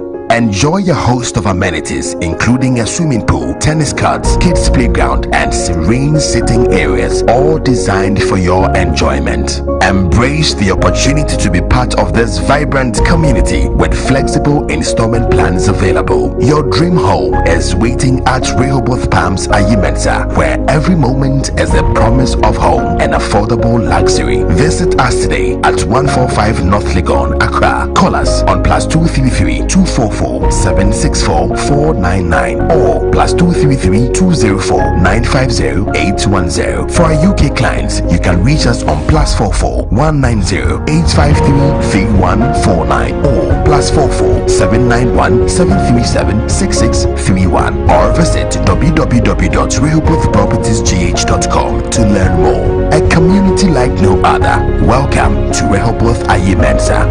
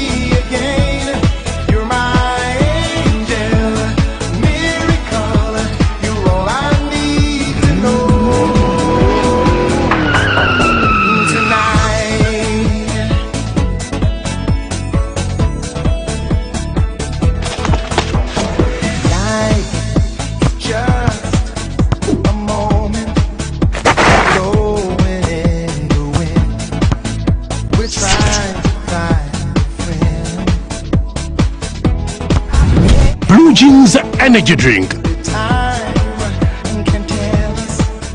Fellow countrymen and women, the desperate NPP, realizing that they are losing the 2024 elections, has once again resorted to lies to smear the nation builder, His Excellency John Dramani Mahama. The NPP's claim that Mahama was against free SHS and will cancel it when elected is nothing but a barefaced lie calculated to deceive you. John Mahama started the implementation of the progressively free SHS program in 2015 with day students and had a clear plan to expand the program to cover borders, hence cannot be said to be against free SHS. What he has been against is the poor implementation of the program. Contrary to the lies of the NPP, the next NDC Mahama government will improve the implementation of the free SHS program to make it better. We will do this by scrapping the double-track system, provide a dedicated source of funding for the program, include private SHS, improve the feeding of our children, and enhance the quality of learning outcomes. Listen to the truth from the horse's own mouth. Free senior high school education has come to stay. If anybody tells you that I, John Dramani Mahama, son of E.A. Mahama, will abolish free SHS when I come, tell the person he's a bloody liar. What I'm against is the poor implementation of the free SHS, which is creating great inconvenience for the parents, for the students, and for the teachers. And one of the things we'll do when we come back into office, and I know inshallah we're coming back into office, is to complete the 200 community day schools that we began, so that we can bring a quick end to the double-track system. Beware of the NPP's lies. Vote for change. Vote for John Mahama and the NDC. Join Metro TV and the Ignite Media Group with our partners for the annual Breast Cancer Awareness Festival, the Pink Clinic, where hope and community comes together. Mark your calendars for 25th October 2024 at the AMA Gardens near Tema Station, Accra. This is more than just an event. It is a celebration of strength, resilience, and the power of unity. Explore our resource fair featuring informative booths, health screening, and inspiring stories from survivors. Learn how early detections can save lives. Enjoy live music, delicious food, and fun activities for all ages. Bring your friends and families to share the joy of giving back. Together, we can raise awareness and support those affected by breast cancer. Let's fight for a future where no one faces this disease alone. The Pink Clinic, you can call on 0244 598747 for more information and partnership. Together, we can make a difference. Raise your voice, raise awareness, get your pink on. Let's create a world without breast cancer. Partners.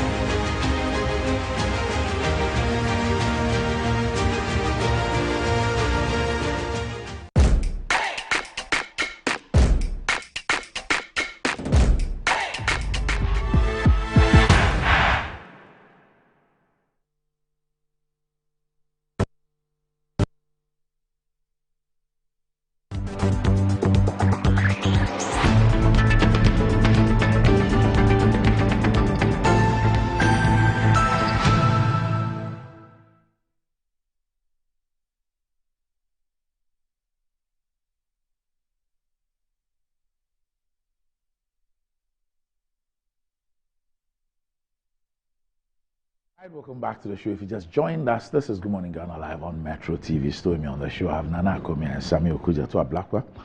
But as the proud official global betting partner of Arsenal, Betway is bringing you way more with the new fan exclusive page. Place any bet on Arsenal and you stand a chance to win exciting monthly prizes from a range of Arsenal jerseys to memorabilia and more. Not only that, you also stand a chance to win a once-in-a-lifetime play on the pitch experience at Emirates Stadium. Competition ends on 31st January 2025. This is exclusive to Betway. Terms and conditions apply. This is regulated by the Gaming Commission. Sorry. It's regulated by the Gaming Commission of Ghana. Bet the responsible way.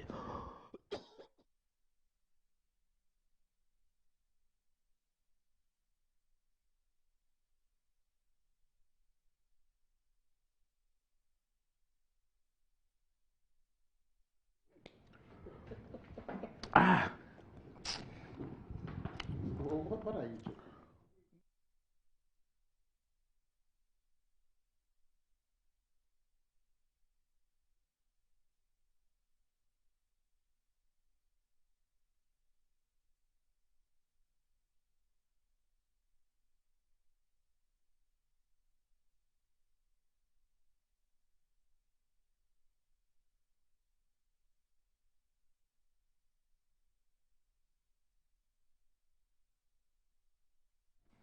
Right, welcome back to the show, and apologies for that. But as the proud official global betting partner of Arsenal, Betway is bringing you way more with a new fan exclusive page. Place any bet on Arsenal and you stand a chance to win exciting monthly prizes from a range of Arsenal jerseys to memorabilia and more.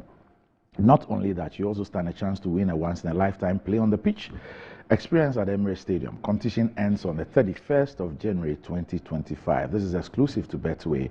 Terms and conditions apply. It's regulated by the Gaming Commission of Ghana.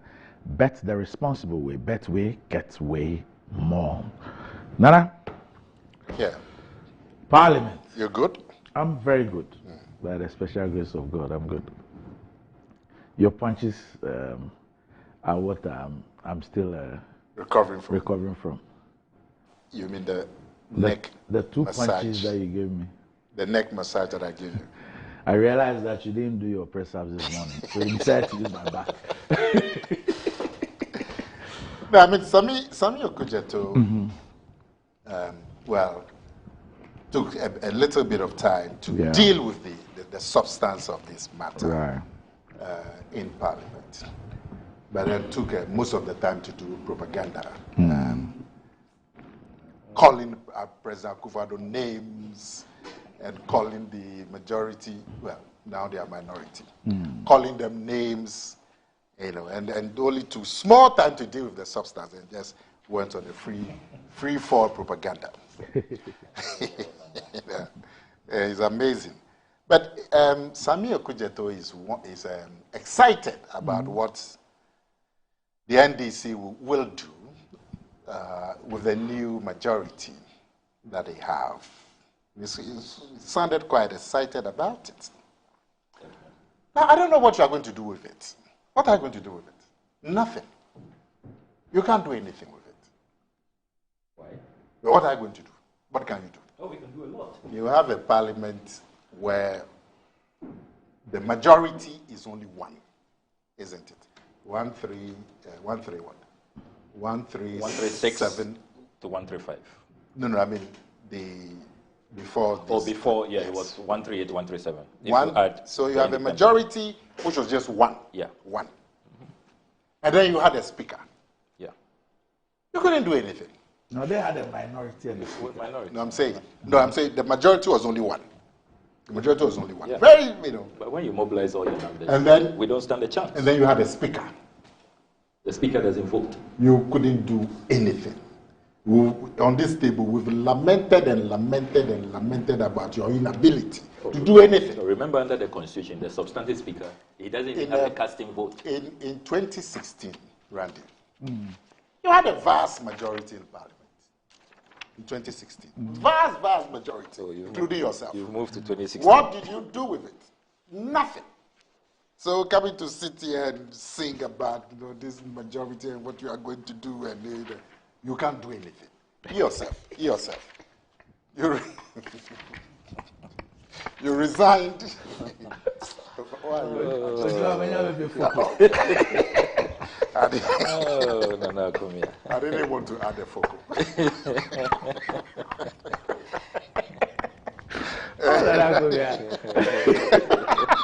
Yeah, something else. I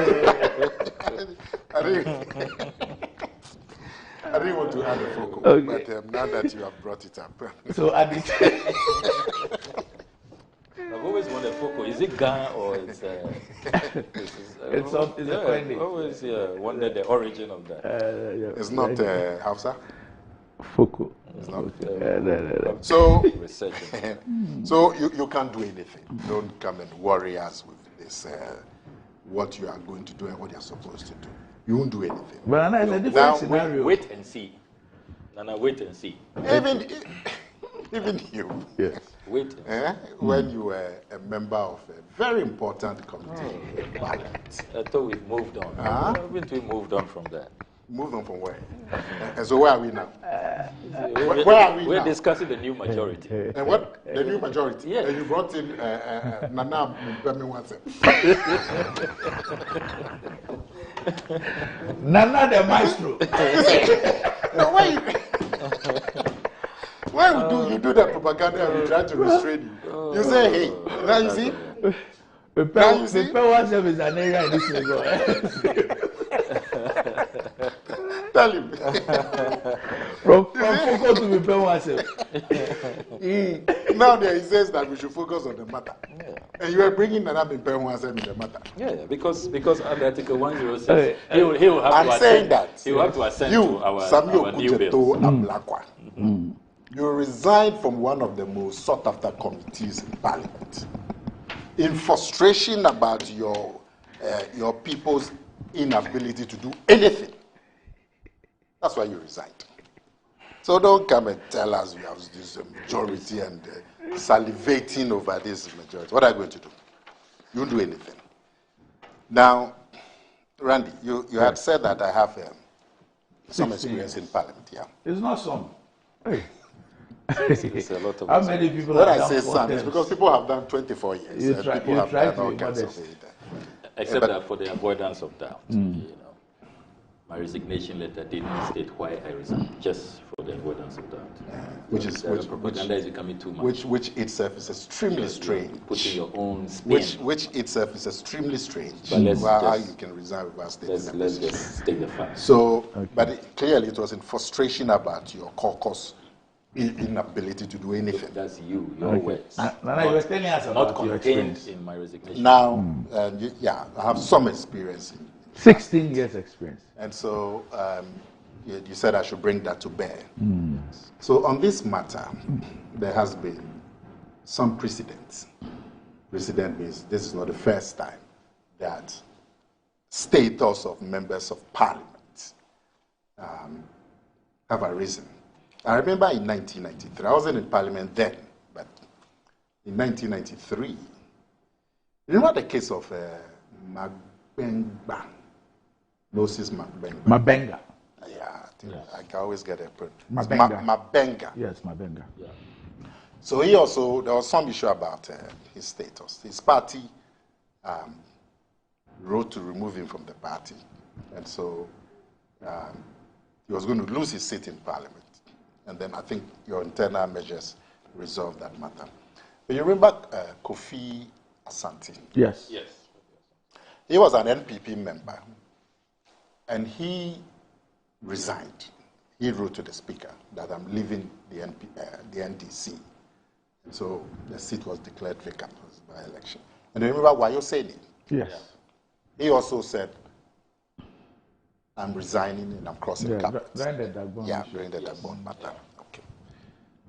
And then in the Siama, which is just the last one before this one, Siama, his party wrote to Parliament that he's no more a member of the party in 2020. So these are the precedents. Now, clearly, there is divided opinion about how to interpret the Constitution. Article 96, clause G and H. Now, Article 97. Now, Article 97 talks about the occasions that it provides for a vacation of seat in Parliament. And it's got a clause A, B, C, D, E, F, G, and H. It's the G and H that we all agree are relevant to this particular case. Now, G says that the member shall vacate Parliament if he leaves the party of which he was a member at the time of his election to Parliament to join another party, or seeks to remain in Parliament as an independent member. Okay. And then H says that if he was elected a member of Parliament as an independent candidate and joins a political party. Now, like I said, there have been various interpretations on this clause. One interpretation is that the clause provides that if you leave your party of which you are a member at the time of your election to join another party. Now, the interpretation is that these people have not left their party and that they have signaled an intention that in the next Parliament they will come under a different party. But in this Parliament, they haven't crossed carpets. They haven't left their party. That is one interpretation. And when you look at the precedent that I gave, you will see that in all of them, either the people themselves wrote that we've left the party, we have crossed Parliament, and so they come under G, or their party wrote that these people are no more members of our party. So all the reasons I gave, these two conditions, they themselves stating so, or their parties stating so that they've left. So the interpretation is that in this particular instance, they are still in the life of this Parliament, staying where they are. They haven't crossed carpets, they haven't left Parliament. The party hasn't written that these people are no more members of the party, and they themselves have not indicated that they are no more members of the party as of now. So that's one interpretation. Samuel Kujato brought the Okwe's ruling. Professor Okwe's ruling, and said that that's a good precedent. I agree, except that in that precedent, the party wrote to say that this person is no more a member of our party. In the current circumstance, no such letter has gone from the party. Now, when you say you agree, what do you mean? I agree that that's the precedent. Okay. But the basis of using it as the precedent, I'm saying you have to qualify it, because on that occasion, there was a letter from the party indicating clearly. Because the wording is, if he leaves the party of which he was a member at the time of his election to join another party, Samuel Kujato himself raises the issue. He says that, have they crossed carpets? Mm-hmm. You yourself, Samuel, raised the matter. Have they crossed carpets in this Parliament? And he says that the Constitution doesn't say, I'm quoting Samuel Kujato, it doesn't say whether it's a few weeks to election or whatever. And then you say that the test is that, have they crossed carpets? That one is subject to interpretation. Does your party constitution, for example, because we have the... My party constitution says that yes. if you go and support another party against the party, so for example, even me sitting here, if I come here and declare that John Mahama or Alan Tremantin should win the election and canvass support for him, I've automatically left the party. What if you are an MPP MP? I'm saying even me, yes. as an ordinary member. Okay. So even if you're an MP, you know, it's and even you went more... file as an independent candidate. When yes, the party has filed, you automatically cease to be a member. Yes. That's what your constitution says. Yes, but the party must write. Which law says that the party must write? Because you see, in the NPP's constitution, the National Council of the party is also seized with, of which I'm a proud member, is also seized with the power to vary any condition. That although your party constitution says that if you do this, you automatically forfeit your membership, yes. You're saying that the National Council can decide that irrespective of the fact that we have flouted this, we'll still keep you as a member. The National Party has the power to vary. So the best thing is to wait for the party to write to you formally that yes, as far as we are concerned, this person is no more. That hasn't been done. You see, I'm not for one side or the other. I'm just canvassing the issues. Because as we speak, there are some members of the NPP who agree with the Speaker Bagbin's ruling, and there are members who don't agree. Just like in any other matter, where the NDC has a position, you will find many members of the NDC who don't agree. Some of them resign from their positions on committees and so on, which shows that they disagree with some decision taken by their party. So on both sides, you have people contesting the issues. So even Sami himself, even though he didn't realize it, but he said that, have they crossed carpets? Can you interpret their filing to contest as crossing carpets?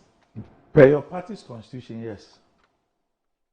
So the party must write to say that, yes, they've crossed carpets. The party hasn't written. What will you say to somebody who says that until the party acts otherwise? So, for example, if the party had met and said that, look, we have this situation, there are 3 MPs who are contesting as independents, although the party has also filed candidates. However, we have decided that they will not forfeit their membership. Yes, so until the party has what? No, I'm saying that until the party takes any decision contrary to what it's stated in the party's constitution. The party's constitution says that if you do A, automatically you forfeit it. You see, this constitution that I hold. The 92 constitution. Yes, and the provision. It doesn't even talk about party constitution. Yes. It makes its own provision. Yes. It says that if you leave, yes, the party. Yes. So, how do you decide that somebody has left their party? Because it's the party that should write to you. I mean, I'm saying this is one interpretation. Okay. It's the party that should write to you that, I mean, that this person, by our constitution, is no more a member of our party. And when you look at all the precedents that I gave you, there was notification to that effect. In the case of Magbenga, there was notification to that effect from the NDC party to the speaker. In the case of Kofi Asante, he wrote under his own hand that he has resigned. He's no more a member.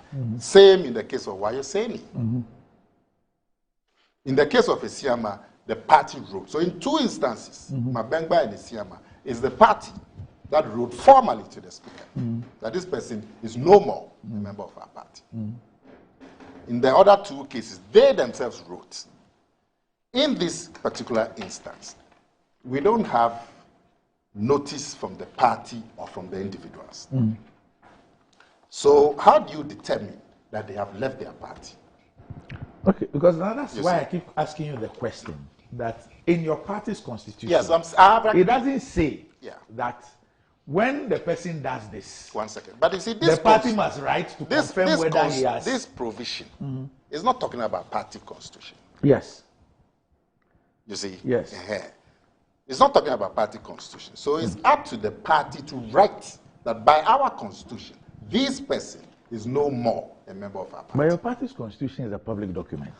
And your party's constitution does not say that when a person breaches this constitution, the party must write for it to be valid. So now the speaker has put himself in a position where he is interpreting a party's constitution.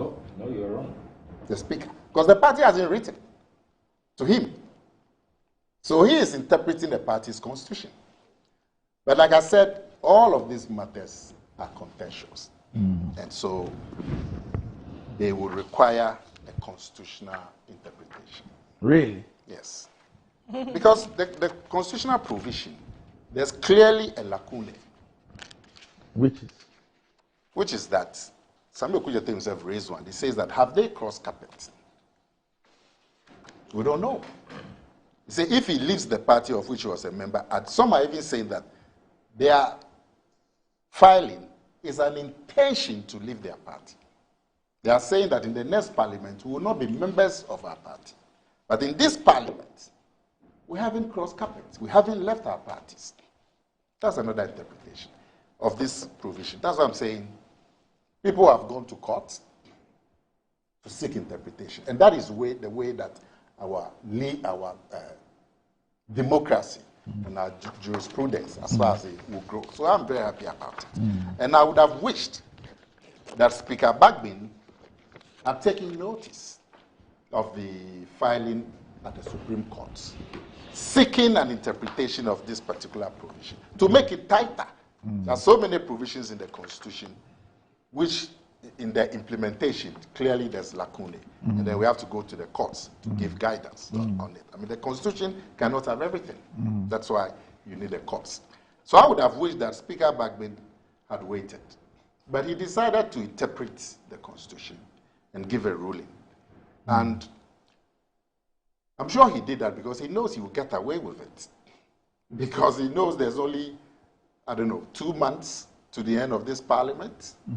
And he doesn't envisage that the Supreme Court would hear the petition that has been filed before the court to rule on this matter. I'm sure he envisages that the Supreme Court is not going to rule on it before the end of this parliament. So he would get away with it. Unless, of course, an injunction is, the people who have been affected file an injunction in court to stay the ruling, pending the court's ruling on the substantive matter, in which case the court will be, as for injunction, the court can rule on it in 1 week. So if the members who are affected feel so that they disagree with the Speaker's ruling, they should quickly go and file an injunction, which can trigger a ruling in 1 week, asking the court to injunct, put on hold the Speaker's ruling. But otherwise, it still remains something in contention. Now, and I'm happy that it would advance our constitutional development. Because when Michael Quay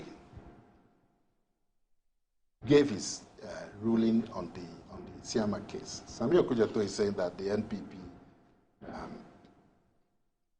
was happy with it. And so now, they didn't go to the Supreme Court. And so now they went on to insult us terribly. That we are hypocrites and we are double talk and all of that. That's fine. But you see, at that time, yes, the majority leader objected to Okwei's ruling at that time. So I have the answer here. So it's not on record. At where? Where was the objection? It's not true. Maybe in interviews, not on the floor. Maybe not on the floor. Can he produce the evidence? No, maybe in radio interviews. He didn't say on the floor. It is not true. I challenge him on that. It's not true. Okay. I'm saying the majority. Look, today, as we speak, there are people in the NPP, members of parliament, who agree with this ruling. Yes. Are you going to find it in the answer? So, for me, everybody should be calm. This would give and this is how constitutions develop. You get into a dispute about interpretation, You go to the courts because the court is the only institution with the power to interpret the Constitution. And then the court will give a directive. And then that makes our democracy to progress. Now let me ask you a question. I'm a member of a political party. Mm-hmm. I'm in Parliament on the ticket of a political party. Mm. My party's constitution is clear that if I decide to contest on a ticket other than my party's ticket, I automatically forfeit my membership. Yeah. I know the implication of that forfeiture of membership if I engage in that act. Mm-hmm. I still go ahead to engage in the act. Mm-hmm. What clearly are my intentions? The intentions of those people, let's leave that to their intentions. Let's see what the Constitution says about their action. And what the Constitution says is that if you leave the party, of which you are a member, now, how do you interpret leave the party? Then the party provides us that answer. This provision, some will argue that it relates to this parliament. Crossing carpet. It is to prevent crossing carpet. Yes. Made allusion to it. Have the people crossed carpet? You see, have they crossed carpet? Have they left the NDC and come to the NPP in the case of the NDC member? Or in the case of the NPP member, have they left the NPP and crossed over to the other side? Or said that they will be independent? They've left to become independent. So, no, they haven't said they are in this parliament. No, I'm saying that they've left the party. They have left. In this parliament, have they crossed capital? No, but they have left. Party to party or party to independent? They have relinquished their membership of their respective parties by their party's constitution. So let the party, don't interpret the party's constitution. Let the party. It's not an interpretation, it's in black and white. But you see, we're all talking about interpretation. No. Your interpretation is that by the party's constitution, they've left. No, I'm not interpreting. All I'm saying is that the party's constitution is black and white. That you've left. That if the party has filed a candidate. I agree with that. I'm saying that as far as this provision is concerned. Yes. Because it is not a party provision. Yes. This is the national constitution. Yes. Which doesn't talk about party constitution. It says that if you leave, so it's talking about an event on the floor. Not at your party or at your constituency. Talking about an event on the floor. Okay. That if your people voted for you to come in as a member of the NDC, and you change that membership from NDC to NPP or independent, then you are no more representing the interests of the people who sent you there. So you must go back to them. Now, how do you change that? Change what? How do you change that in As Parliament? we speak, the people haven't declared an intention to join the other party No, or be independent. I'm saying that how do you change that? Change what? What you're talking about. How do you change that? Let's say you have been voted into office. You have been voted to Parliament as NPP. How do you change to NDC? By crossing carpet. By crossing carpet. How do you cross carpet? You don't know how you cross carpet. You know how? I want you to give me a You know it. Why are you asking? No, you don't know how you cross carpet. No, how do you do it in this instance? Why are you saying he cross carpet? No, why are you saying he wrote? Yes. To resign from the party. And then join the NPP. No, I'm saying you resign. He didn't join the NPP in Parliament. But he wrote that. He wrote to resign from the NDC. And that necessitated, and he joined the NPP, and that necessitated a by-election. He didn't move from the left side to the right side, or the right side to the left side. You are saying what I'm saying. No. You are saying what I'm saying. No, I'm not.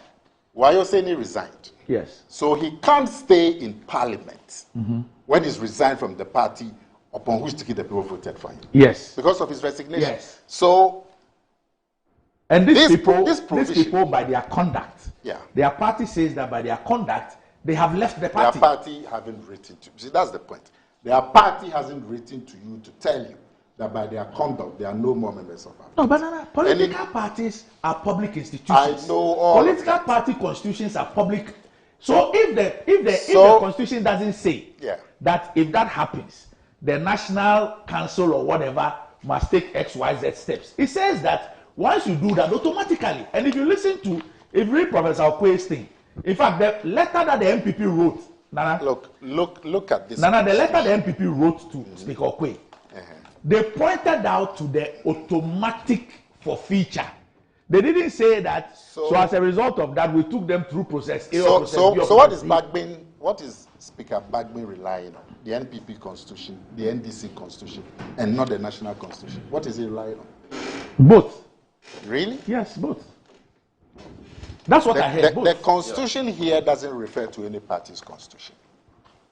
The national constitution, the provision here, it says that if you leave, yes, if you leave what? The party of which you are a member at the time of your election to parliament. Yes.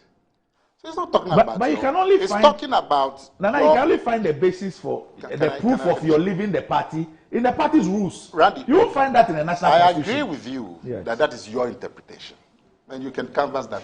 It's not a problem. That's why we go to the Supreme Court. But I'm saying that another interpretation is that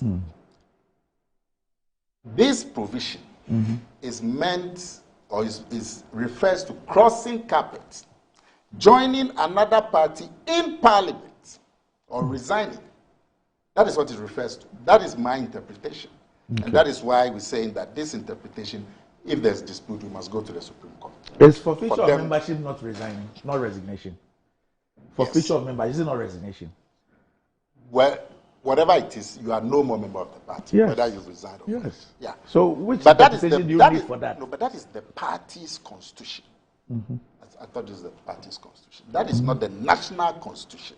The national constitution is saying something that doesn't refer to party constitution. But if you believe that, well, the national constitution also applies to party constitution, or the party constitution, it affects the national constitution, that's fine. Right. That's why we must go to the Supreme Court and get the interpretation. Now, Bagbin has put himself in the position where he has interpreted the constitution. He says there's a precedent. That precedent was underscored by a letter, formal letter. This one, there's no letter, but he's still going to interpret it. We will go to the Supreme Court, because that's what will bring clarity to the matter.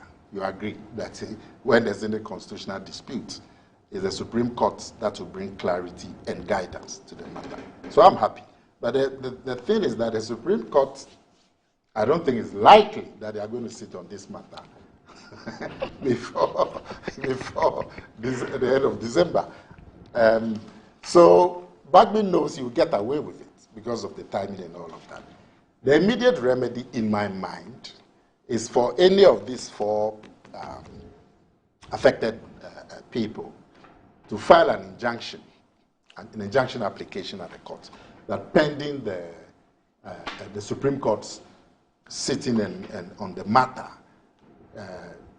Bagbin's ruling should be stayed. And that one, the Supreme Court can meet on it in a week. But this is an injunction application. And they can make the arguments that if the ruling is it's allowed to stand pending the application at the Supreme Court, they will get into some harm. Once they go and argue their case well, I'm sure they'll get an injunction. And that will stay Bagbin's hand. But I'm happy that we are going to go to the Supreme Court to cure an obvious lacune in the provision of the Constitution that calls for G and 97 G and H. It will advance our democracy. Now, Samuel Kujeto was also doing some propaganda about something that struck me. Yeah, he said that this one was triggered by, he said it was triggered by petition from Haruna. Did I hear you say that? Huh? I want to be sure. Yeah, a number of triggers. There's a petition from Haruna, then there's the motion moved on the floor by the former minority leader. Yeah. But if there's a motion, what is the procedure? The motion must be debated before the Speaker can give a directive, isn't it? Did that happen? And if there's a petition, the Speaker is going on a petition, there's a procedure for how petition should be. You know it. Did the Speaker go by the procedure in treating a petition? Or if it's a motion, the Speaker go by the procedure? You know, so all of these are issues that I'm sure will be canvassed before the Supreme Court. But it's an exciting phase. in our democracy. And this is how democracies evolve. We'll look at it. And when you are making your case, cut down the propaganda. It doesn't help. So there's a little clarification that Ambassador Moses Mabenga. He's an ambassador? Yes. Okay. He's watching, so he sent. Yes. This is a blasphemy. Yeah, what's he saying? Yeah, so he's providing some clarity on the issue. He says that Honorable Kumia made a wrong statement that I was to be sacked from Parliament by my party, the NDC. In my case, NDC announced my suspension from the party in February 1995 after my reaction to a statement made on the floor of Parliament by Dr. Chambers. Note, I made my statement on the floor of Parliament, and no one, not even my party, had the locus to question my action. The party, realizing their mistake, immediately withdrew that suspension order. That immediately prevented me from seeking redress from the Supreme Court. Okay. Yeah. Okay. I wasn't in Parliament at that time. Yes. This was 1995? 95, yes. Okay, I thought it was earlier. It's 95. 95. Yeah. Doc, yes. Nana Kumia has engaged in a lot of propaganda. Hey. This business of Speaker Bagbin has gotten away and all of that. I mean, where from that? If Professor Okwe didn't get away with anything, why should Speaker Bagbin be accused this morning of getting away? He's gotten away with nothing. No. He is only doing his work. I said that. As Speaker. Let me explain to you. Who declares a vacancy? It is the Speaker of Parliament. I said that because of the action at the Supreme Court, ordinarily, I would expect Speaker Bagbin, in deference to the action at the Supreme Court, to wait. Because there's an action at the Supreme Court on the same matter. So you wait.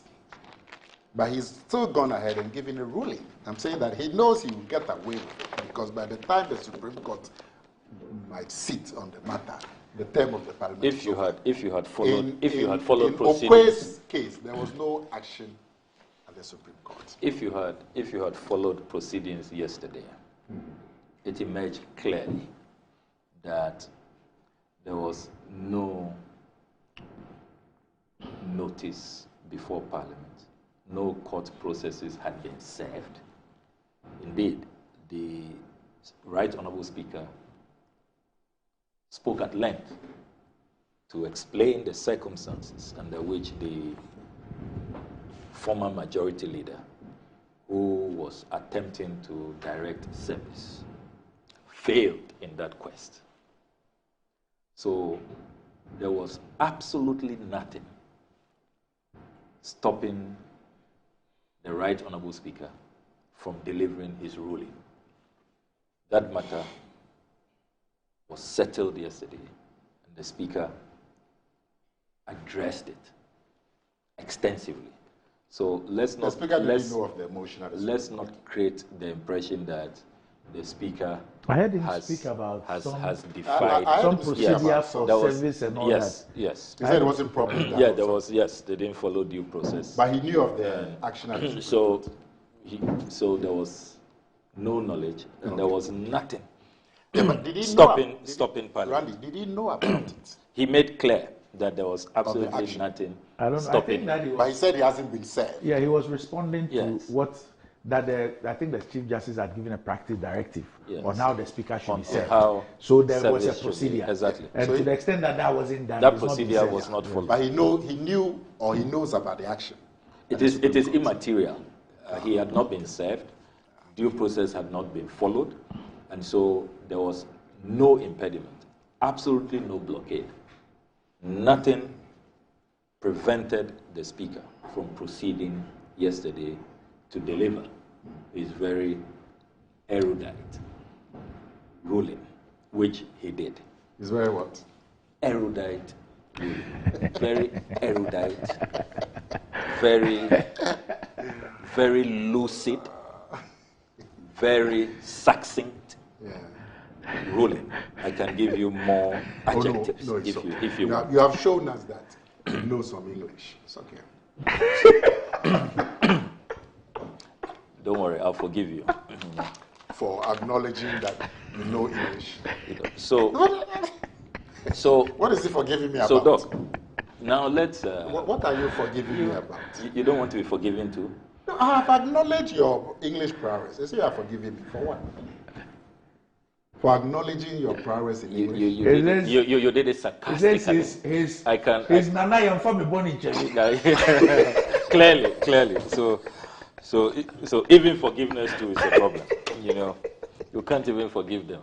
You know, forgive us our trespasses as we forgive those who have trespassed against us. Forgiving me unaccepted. So, Doc, yes. It is also important that in this discussion we avert our minds. Let's wind up on this so we can just look at our last thing and then move on. We must avert our minds to a certain interest that political parties could have in this matter. So you hear Nana Komia saying that, oh, you know, in this instance, the MPP has not notified Parliament. They have not petitioned the Speaker. Why would they?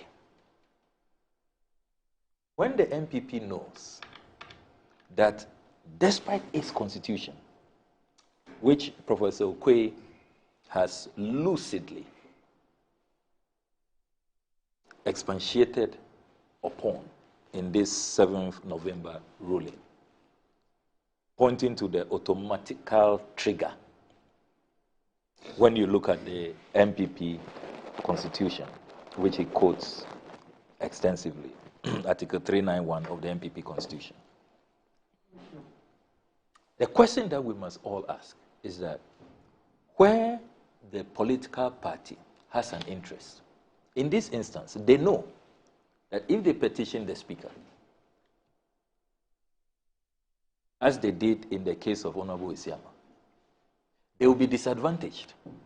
They will immediately lose their majority status in Parliament. So they have a vested interest in not petitioning the Speaker. In that case, are you saying that everybody should sit aloof? We should all fold our hands and pretend that we have not seen the clear breach of Article 97(1)GH. So that has to be factored. You think that the party general secretary, knowing that in this instance, this is a razor-thin parliament, 3 of my MPs, if I petition the Speaker, like I did in the case of Honorable Isiama, I will immediately become minority. It affects the larger chances of my party. You think they will do it? That is why Speaker Okwe, in his wisdom, says that, look at column 099, the 4th paragraph of the Hansard. He says that, look, even putting that petition aside, I'm going to look at you, the conduct of the MP. It is, to him, critical. And he says, quote, going by a purposive interpretation of the present law, constructive actions on the part of the MP is important. Is important. So some of my lawyer friends raise the point. They say that when you look at the notice of poll, exactly, which is evidence, yes, and then they say 2. Yeah, I'm coming. The issue of somebody leaving a party and joining another is a question of fact, not even exactly. law. Exactly. He says that with all intents and purposes, he is no longer a member of the party. He has pronounced himself publicly as an independent candidate and has filed papers to compete against the party and its official candidate as an independent candidate on 7 December 2020. That is how Professor Okwe dealt with the matter. And yesterday, Speaker Bagbe was very clear that the Electoral Commission has published the notice of poll, which serves as notice and announcement to the whole world. Everybody has seen it. So, you see, this attempt to suddenly create different scenarios, that what has happened has never happened before, and that Speaker Bagbin should have waited. Wait for what? The matter is clear. Speaker Okwe talks about the automatic trigger. So, look, I think that we should accept what has happened. There is nothing that can be done to alter what has happened yesterday. We should quickly reorganize as a house. I know that some people are going through an emotional roller coaster. They are pained and all of that. Emotions were very high yesterday. I recall the former majority leader really struggled to calm down. The speaker had to rule him out of order. Then there was the Honorable K.T. Hammond, who went on a tirade, threw the order paper and the vote of proceedings at us. He was really on rampage.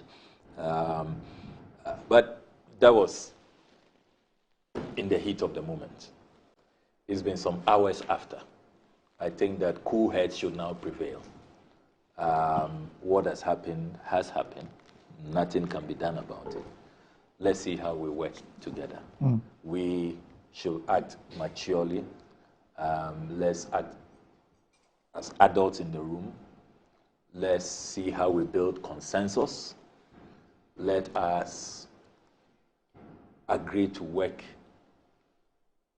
in the interest of the country, in the interest of the people, and make progress. I mean, this business of even saying that some of the MPs should probably go to court and seek an injunction and all of that.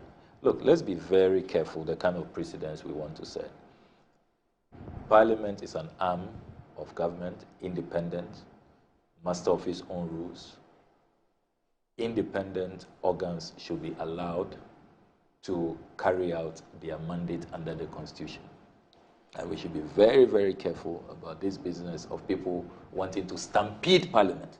And that's what Afenyo Makin tried to do, and that is what Nana Komia is encouraging others to do, to try to stampede Parliament and prevent Parliament from exercising its authority under the Constitution. I don't think that that will work. There are many, many instances where the courts have stayed away and have said that they will not dictate to Parliament and try to run Parliament from the judiciary. The courts have been clear on that. Let us accept this because look, going forward, Doc, it can happen in many years from now, probably decades from now, where you win the presidential, but you don't even come close in Parliament. I'm not talking hand polling. That is a possibility. What are you going to do in that instance? So let's bring maturity to that. You are saying that all the parties should bring maturity, and all of us should move forward. I mean, fine. Once the Speaker Bagbin's ruling is not set aside, it remains the ruling. I'm sure everybody would go with the ruling for now. But in calling for cool heads and all of that, you are also reading motives and ascribing motives to a political party. You shouldn't do that. Say that the NPP will not write because they to let them lose their... Do you know what the NPP will do? Now, so in calling for cool heads, don't also describe one party as having motives. Defeats your own call. You see, Randy, this matter, for me, the reason why I'm happy is that it throws so many issues into relief, which begs, and these issues beg for, a definitive resolution. Look, even this business about parties writing that this member is no more a member of our party, and then that triggers a vacancy. There are people who have argued that it's against the spirit of the Constitution. So if tomorrow some executive cabal in the NDC decide that they don't like Okujeto Ablakwa, then they say that Okujeto Ablakwa has done ABC against the party, so he's no more a member of our party. Then they write to the speaker, and then the speaker removes Okujeto Ablakwa from Parliament. So there's a lot of opinion that even this leeway that the parties have is not correct. It has to be looked at. Now, in this situation, you don't even have the parties writing that by our constitution and so on, this person is no more. Now you have the speaker himself saying that this person, by my own reading of whatever it is, motions and petitions and party constitutions, this is vacant. The notice of poll is showing that at Suhum, there is this MP I know as NPP MP. Yeah. As independent. I agree. And there is an MPP. I agree. No worries. But the notice of poll is about notice of which poll? The election. For the next parliament. Yes. Not for this parliament. Yes. So as far as this parliament is concerned, nobody has crossed carpet. So then your point of view is that even if a person leaves his party, to the extent that he's already been voted for in parliament, even if he leaves his party, he must stay in parliament. When he leaves his party, yes, what does he do? He writes to the speaker that I've left my party. No, so if he doesn't write to the speaker, yes, how does the speaker determine that he's left his party? So no, the question I'm asking you is that if a person leaves his party, yes, he doesn't write, he doesn't inform the speaker. His party doesn't inform the speaker, but he has left his party. And he's engaged in anti-party activities. And there's a notice of poll. You're saying that to the extent that the notice of poll, is for the next poll. Not to the extent that, so a person is elected today. So we are talking about interpretation. And I'm saying to you that this article that you have. No, I just wanted to understand what you mean. Because you are standing on the article. No. You are standing on G. No. I just want to understand what you mean. Whether you are suggesting that. You don't let him ask this question. No. Before that. Yeah. You see, Nana is bastardizing 97(1)G. This is scenario he paints. That's not what the Constitution provides. Where he says that some nationalities can meet and say we don't like Okujeto Ablakwa, so we are writing to the speaker to have him dismissed. That's not what the Constitution is saying. 97(1)G is clear. It says that if he leaves the party of which he was a member at the time of his election to Parliament to join another party or seeks to remain in Parliament as an independent member, or H, if he was elected a member of Parliament as an independent candidate and joins the political party. So you yourself must move. You must switch. It's not about a conspiracy by some people who don't like you. Yourself must move. Yes. Has the person written to the speaker to tell the speaker that I have moved? So that's a question that is... So let me give an example. Let me finish. In the case of the independent candidate, now the notice of poll shows that he's not a member of a political party. Yes. What does the 97 say? In the case of an independent candidate. The notice of poll is for the next parliament. No, but read the 97, read the one on the independent candidate. What if he was elected a member of Parliament as an independent candidate? Listen, and joins a political party. Yeah, but it's the same thing. And it's not. You vacate your seat in Parliament. Article 97(1) is clear. Because in this Parliament, he hasn't joined another party. In this Parliament. But how do you vacate your seat? So what? Look, it says if you are independent and you join a political party, you vacate your seat. So you are saying that if we ask for Honorable Isiama's membership card today, the membership card will tell us that it takes effect in 2025. Let me make my point clear. The date has been forwarded. This is absurd. Yes. We are all trying to interpret. No. You agree? No. We are not trying to interpret. No. That's what this one is black and white. It's so clear. Okay. You see it as black and white. Okay. I see it as white and black. Oh, it's the same. It's just reverse. Okay. So let's go to where they are seized with the power to interpret. No, I won't go. We are not joining you on that journey. Okay. Let them rule. And then sit here and say, I said I won't go. I didn't say I won't comply. Let them rule and say that you are Randiabe. the something of the gas station. He hasn't said So you are going to say, I didn't say that I won't comply. I said I won't go. All right. Now the other point is that Samuel Kujeto has been totally unfair to the Honorable Afenyo Markin. Oh, what did he say? Yeah, the Markin is look, the Speaker was not fair to Markin. The Speaker clearly said to Markin that you came and threw. He didn't say that. What did he say? He didn't say that. You have the Speaker's words here. Yeah, he didn't say that. What did he say? He didn't say that. Tell me what he said. No, he didn't say that Markin came to do it. No. And he clarified it. He clarified it. Markin was trying to direct the service with the two bailiffs. No, that he said that you sent. Somebody came to do the service. Yes. He didn't say that you came to do the service. He said you. If you like, play his voice now. The former majority and the Speaker responded to it. That what he didn't say so. Yeah, I didn't say that you.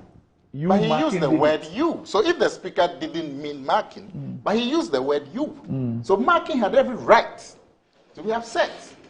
Yeah, because the Speaker told him directly that he went and threw the thing on the table of the. So if the Speaker didn't mean that, but that's what he said. No, all I'm saying is that Markin raised it. Yeah. And the Speaker responded. Yes. That what he didn't say. That he didn't say that he did it directly. If you like, play the Speaker. No, you don't get the point I'm making. I'm saying that Markin raised it. It's not as if he didn't raise it. And the Speaker denied. And the Speaker, but if you play the Speaker's voice now, you hear that the Speaker say you. Because for all the time that he was speaking, he was addressing Markin. And he used the word you.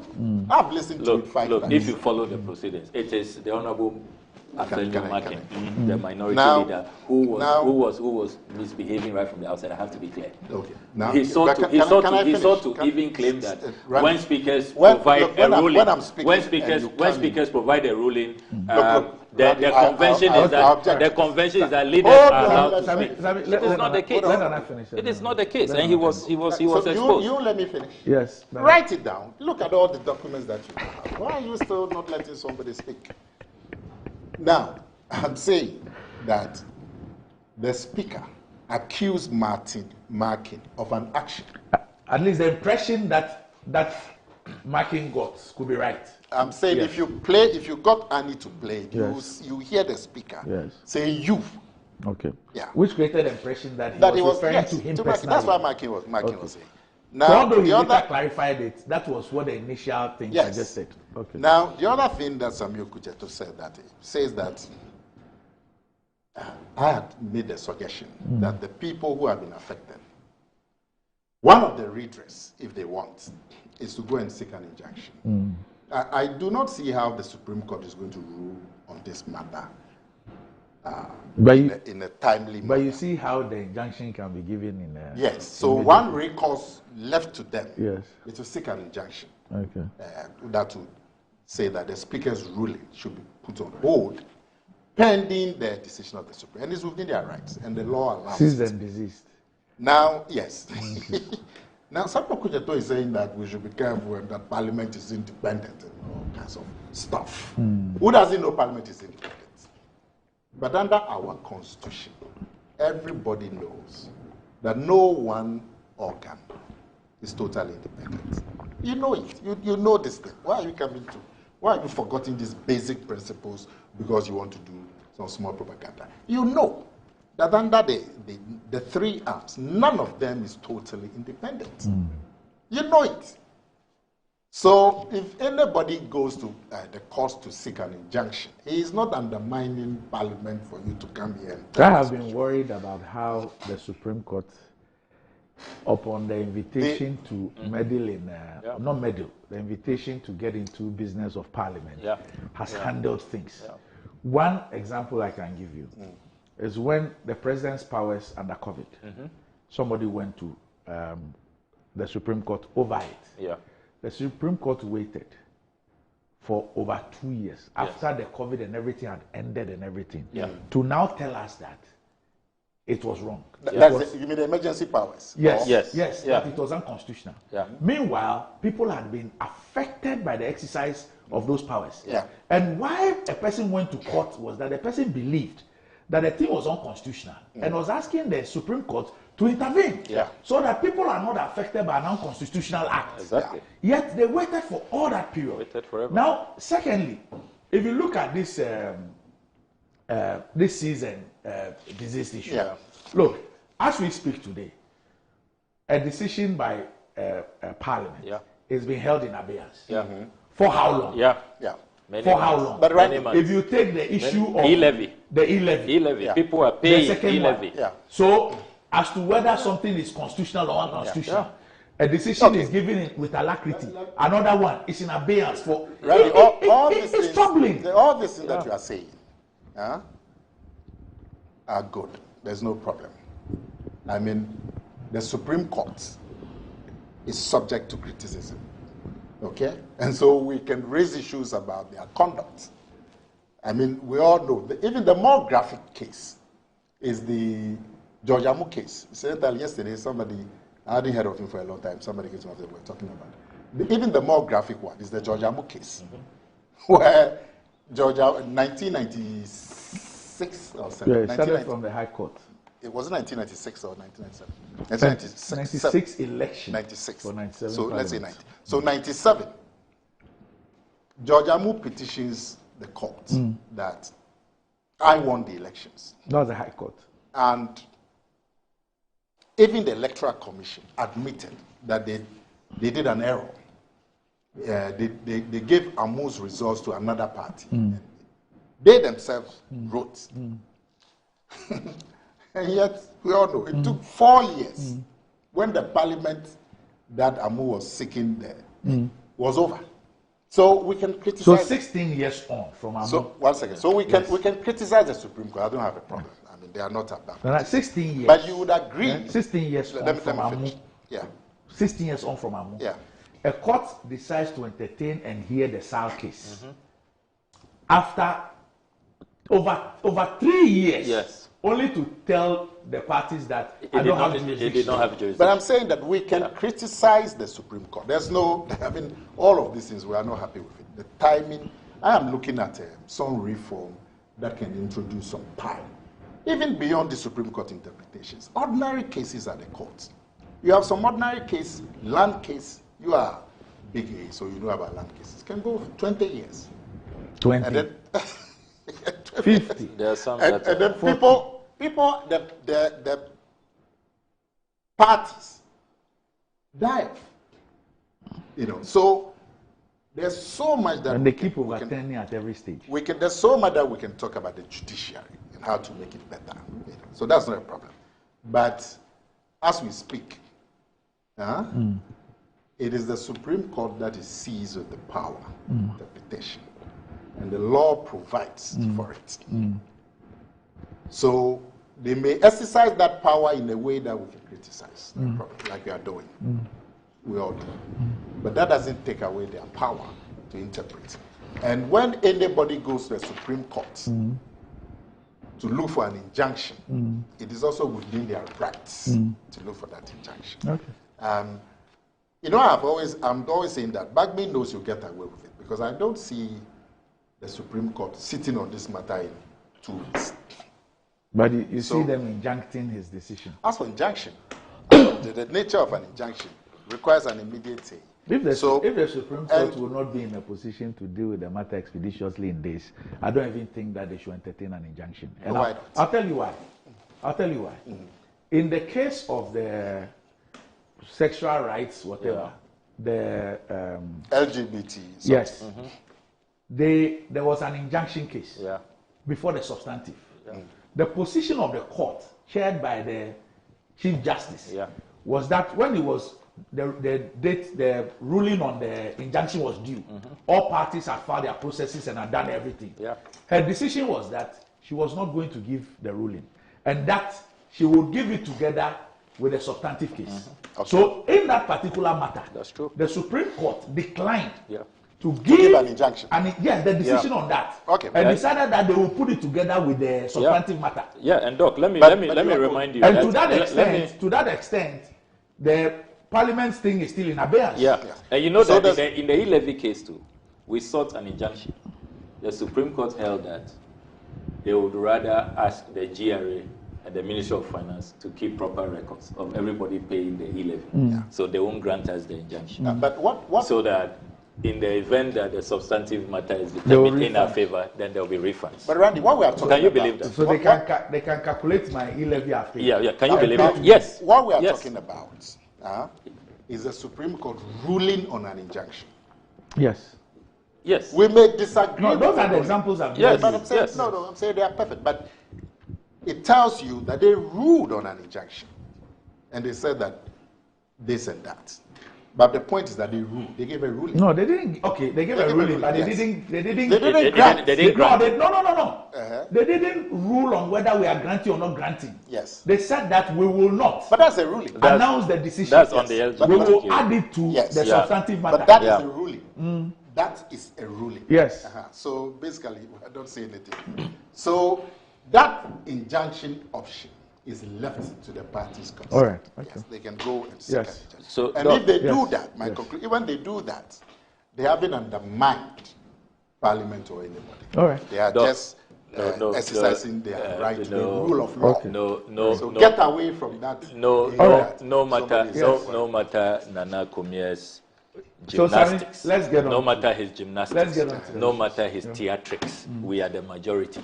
And we are going to be the majority, inshallah. As we speak, yes, the speakers yes. So this, all this but we have all agreed trying that to in pursuit of the rule of law, the speaker's ruling holds. It holds. So why are you telling me I'm doing theater? We are the majority. So why is he telling me? All this, we have agreed on the substance. But you started by telling him that they can't do focal with their majority. No, you said focal.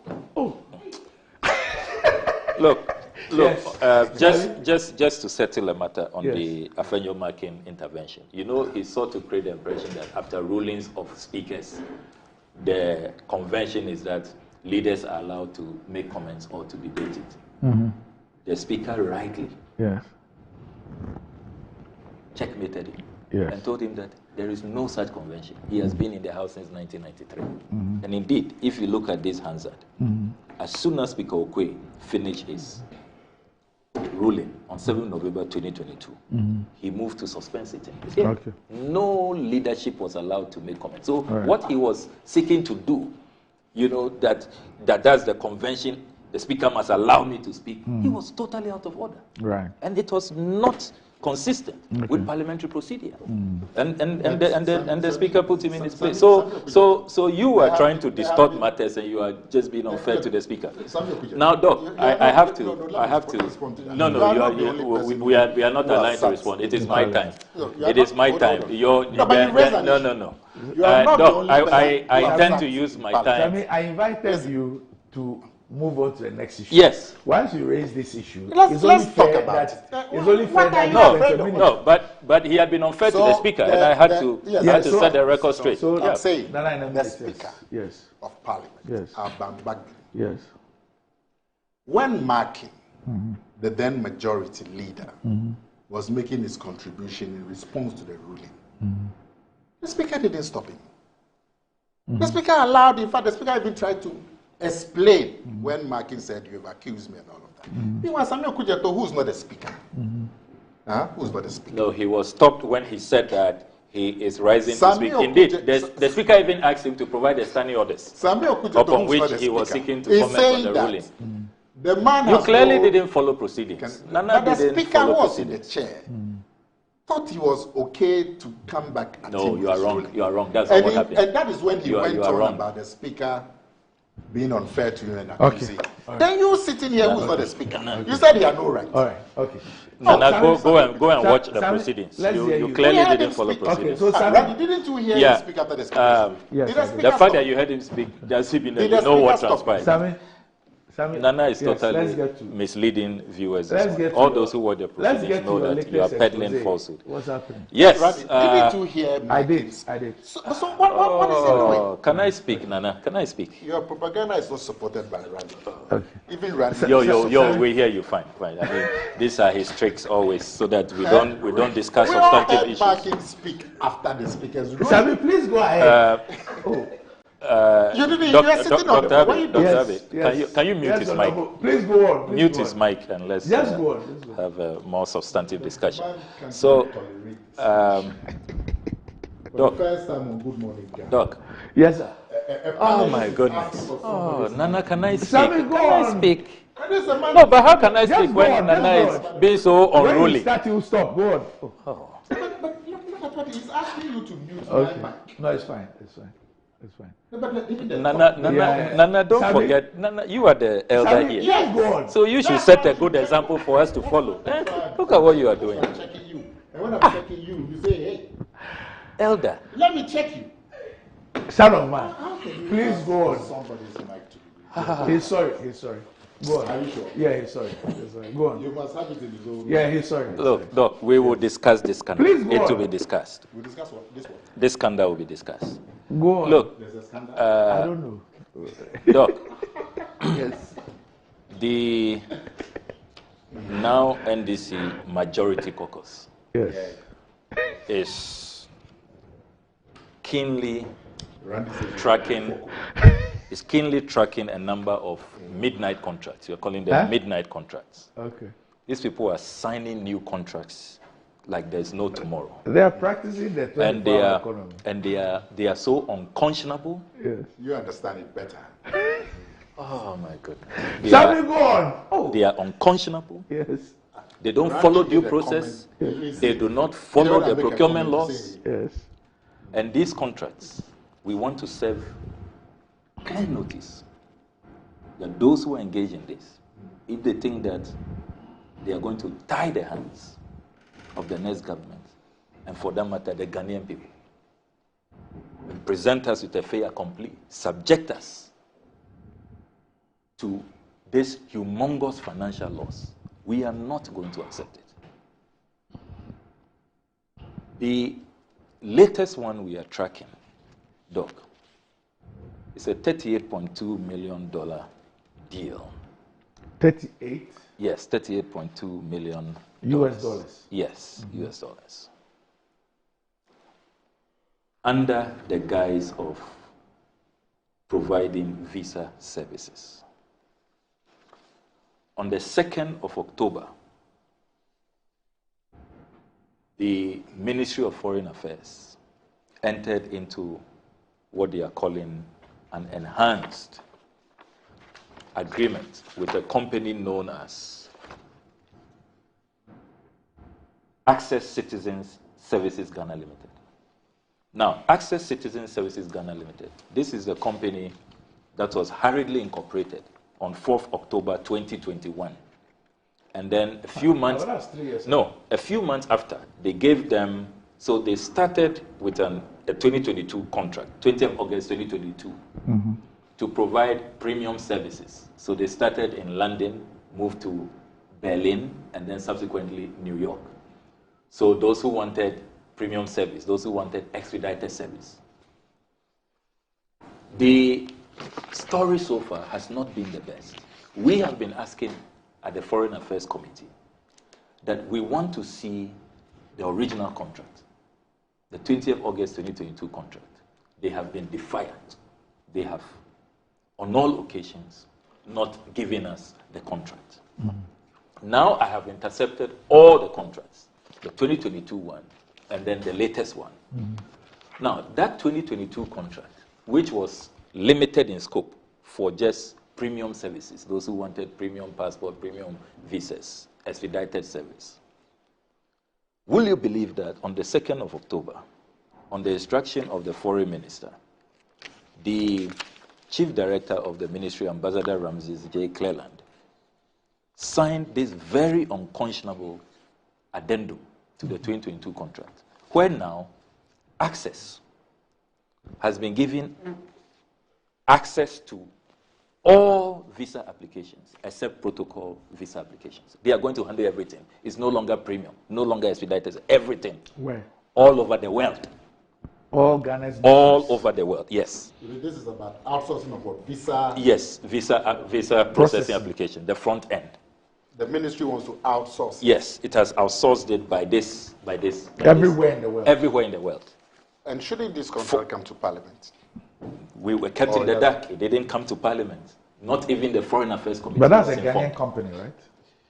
Interesting. It's a company registered in Ghana. Registered in Ghana. Yes. But the back-end documents I've intercepted. Mm-hmm. The directors of the company, Mm-hmm. when they filled the forms at the GRA, Mm-hmm. they indicated that they are Lebanese, that they are not Ghanaians. Their nationality. Their nationality, when they were asked nationality, I have their forms here, their signatures. And I'm referring to Nidal El Kamouni and Khalid Mkahal. They indicated nationality that they are. That raises all kinds of problems under a company law, because two foreigners registering a company, you know that the law frowns on that. At least one of them must be a Ghanaian. So that is another pot of fish that we would have to discuss later. Now, will you believe that this company, Access, was single-sourced? There was no competitive process. We have checked at the PPA, and PPA says, no idea. There was no ratification even sought. As we speak, are you saying there is that no even PPA the ratification? The single source didn't yes, go through PPA? It didn't go through PPA. So the procurement of their service didn't go through PPA? It didn't go through PPA. Will you believe that? And there's been no ratification by the PPA. And when was this done? So the first one, 20th August 2022. No Up to now, PPA. no PPA approval. Then they've done an addendum, they've enhanced the contract. Okay. On 2nd October 2024, a few days ago. Also, no PPA approval. Yes, they've now... You mean 2 weeks ago? Just 2 weeks ago, yes.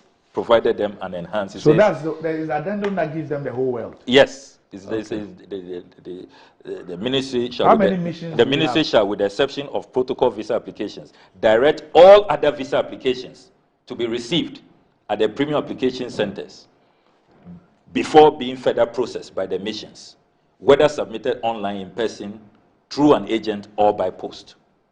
Missions will collaborate with Access to ensure a complete and smooth transition of all the front-end visa applications from the missions to the PACs within a period of 4 months from the date of opening the PAC in those countries where Access or its designated local entity is operating. Does the addendum give reasons why this enhanced contract is being made?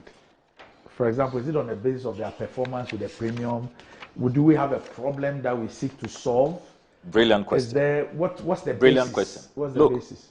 the missions I have been talking to, they are totally living. But does the document tell us anything? Does it tell us that? It's clear that when you read this, they want to enhance their profits. They think that the investments they are making, they are not getting the returns they expect. That's the company. The company. No, but so this Ghana, whole thing is about the company. But Ghana, represented by the Foreign Service, does it in this addendum tell us any reason why? No.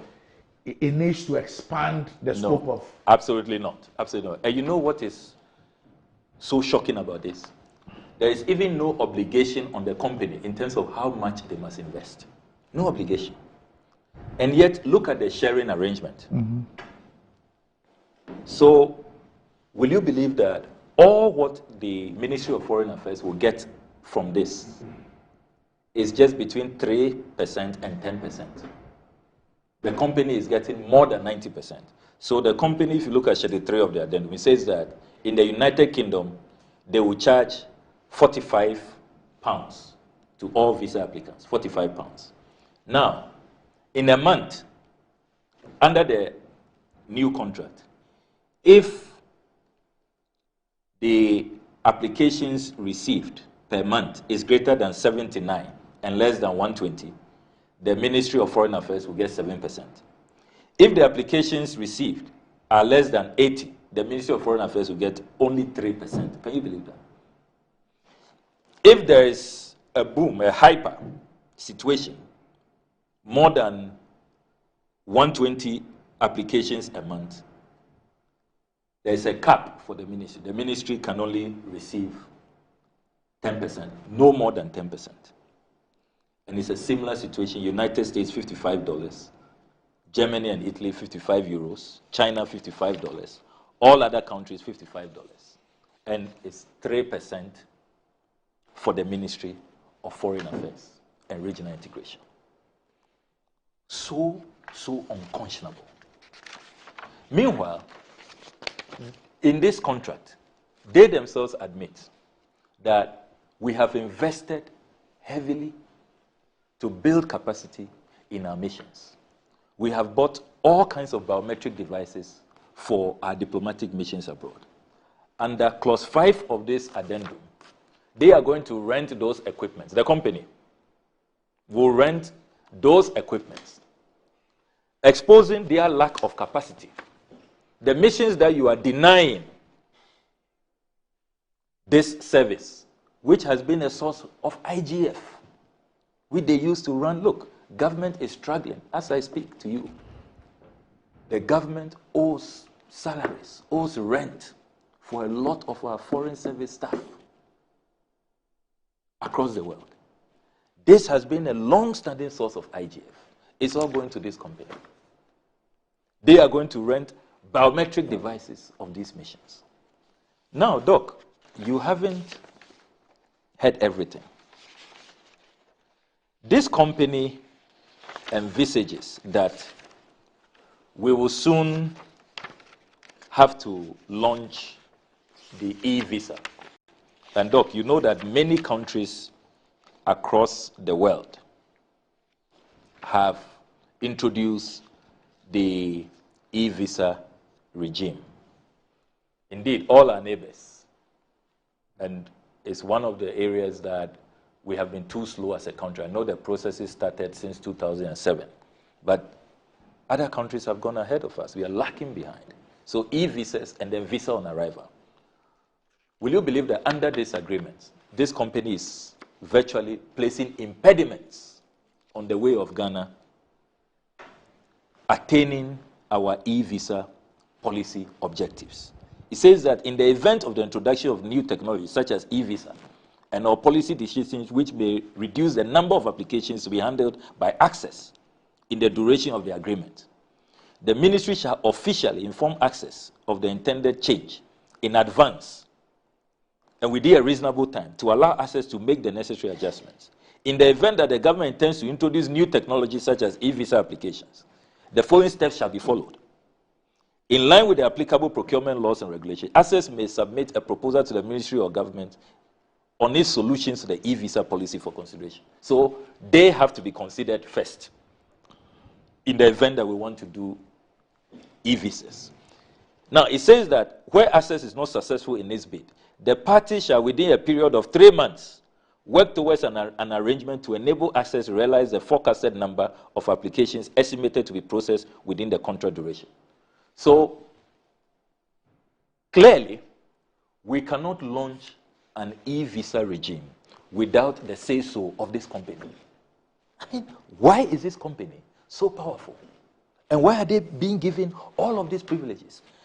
And guess what? The contract says that to meet their profit target, they must receive 695,468 visa applications. So everything must be done, not until they have met this target. They have exclusivity. We cannot introduce any other technology. We can't do e-visa. We can't do visa on arrival until they have met their target of 695,468 visa applications. I said this contract has been signed. It has been signed. By both parties. Yes. And look. When was it signed? Sources are telling me. When was it signed? I have intercepted internal memos. Let me see what it is. Where the top diplomats at the ministry didn't approve this. Top diplomats, legal department. I have all the internal memos. They said this is unconscionable. And yet, it has been signed 2 weeks ago. Look, there is even the data protection aspect. Yesterday, we sent our research team to the data protection. It was signed 2 weeks ago? Yes. Do you know that they have not even registered with data, under data protection laws? They are not registered. And yet these people are going to be collecting biometric data. So every conceivable law is being breached, from company law to procurement law to the data protection laws. I mean, with total impunity. So what are you going to do? What's next? And look, what makes matters worse? Do you know the duration of this enhanced? How much? They say from now to 1st September 2028. Huh? Yes.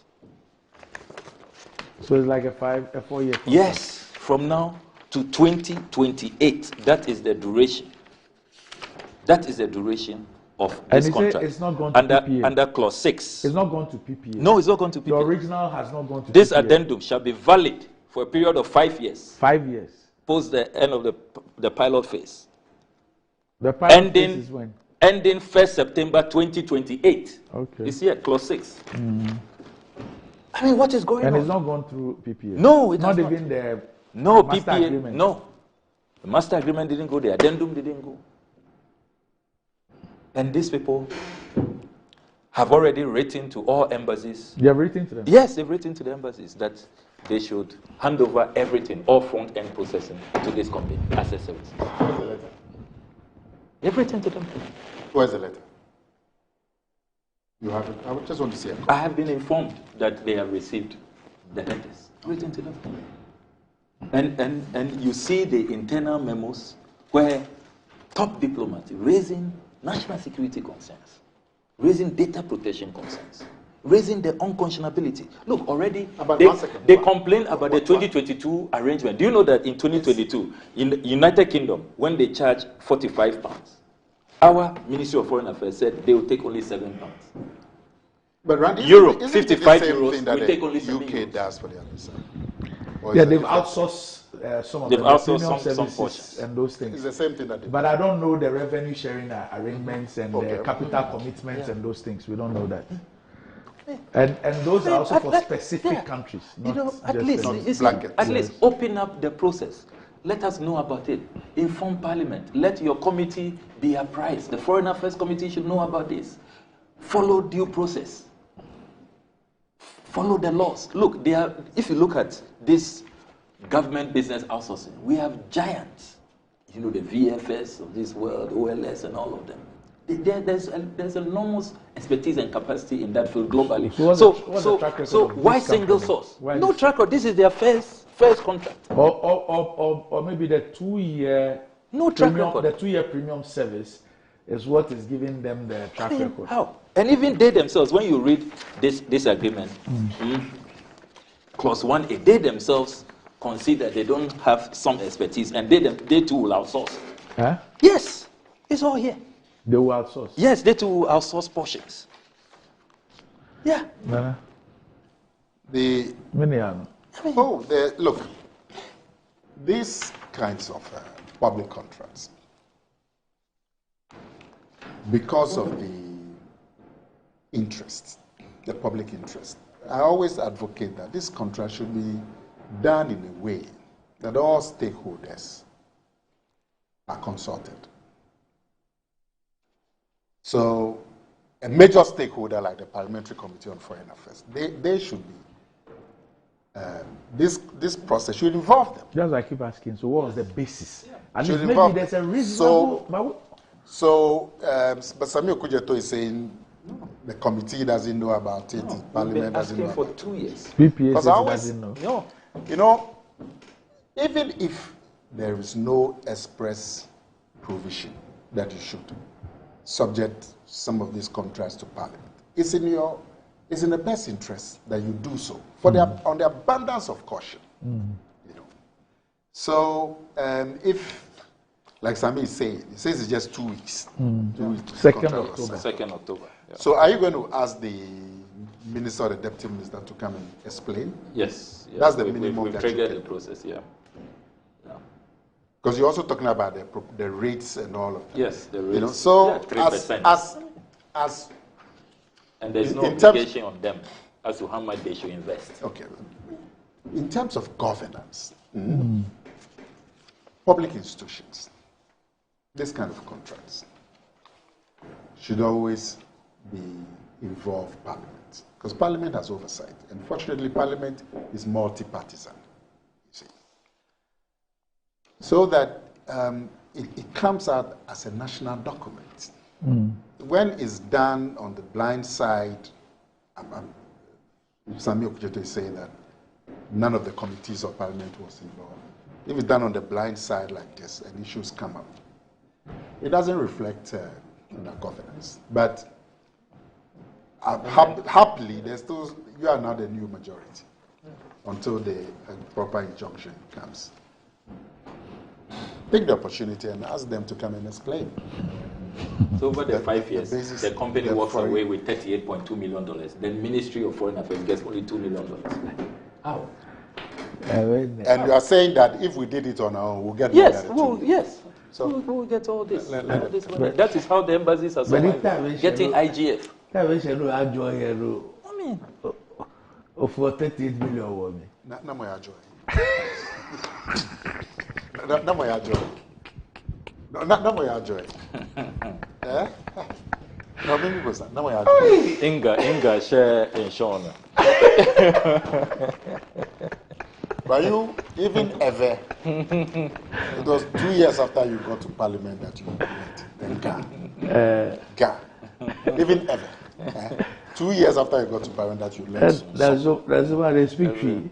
Where? That's why everybody they speak tree. More tree than Ga. But he's representing a tongue. But he grew up. That's what. So every least opportunity he will attack me. Hey, you don't get tired. Now talking about language. You were a bit closer to Bubuashi, so you picked up the gun. You are the Braka boy. Yeah, you are not the Braka boy, so it's easier for you. Now talking about languages. Yes. Me and you were speaking our gun. He injected himself into it. Yes.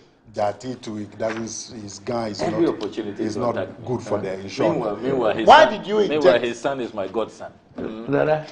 Why? Play my role as godfather. You've still not written a book. Why did he inject himself into me and you are conversation? You inject yourself into me. And I'm making a comment, you say why have you still not written a book? A book. All right. All right. No, it will not be healthy for democracy. When Kweku Bako publishes, it's all right. Ojam, you see, you are now a bad example, being cited by everybody else. But listen, I'm sure the public will be interested in you guys. No, we are going to pursue this.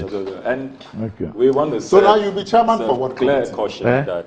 What new committee will you be chairman? Oh no, it says it's still the government. Oh, you know, you were here at the beginning. I made a mistake and introduced him as the outgoing chairman of the. Is that what did I say? I said outgoing. I said no. It's not outgoing. He's still staying as the government assurances because the new standing order say that committee will be chaired by the group that doesn't form the executive. Yeah. So although they are in the majority, it's still their committee. Yeah. A member not in government. No, I mean, once you get that. Have you received the response from the Minerals Commission? No. We know that there is. But that was the 14th. Yes, the 14th. So what are you going to do? We are issuing a reminder. Yeah, to. But have they indicated? First of all, have they received it? Yes. They've confirmed receipt. Yeah. Have they written to you to say that the time is too short or they won't be able to provide or they need more time? No, that's why we are sending a reminder. So they've not even written to you to ask for time? No. But they should do that. Yeah. You shouldn't disrespect committee of parliament. All right, okay. So gentlemen, I'll leave it here. Thanks. I hope you are not signing any midnight agreements at STC. Oh. Because these people... But if he does that, he will be promoting the 24-hour economy. Okay. All right. So up next is under the 20. Under the 20.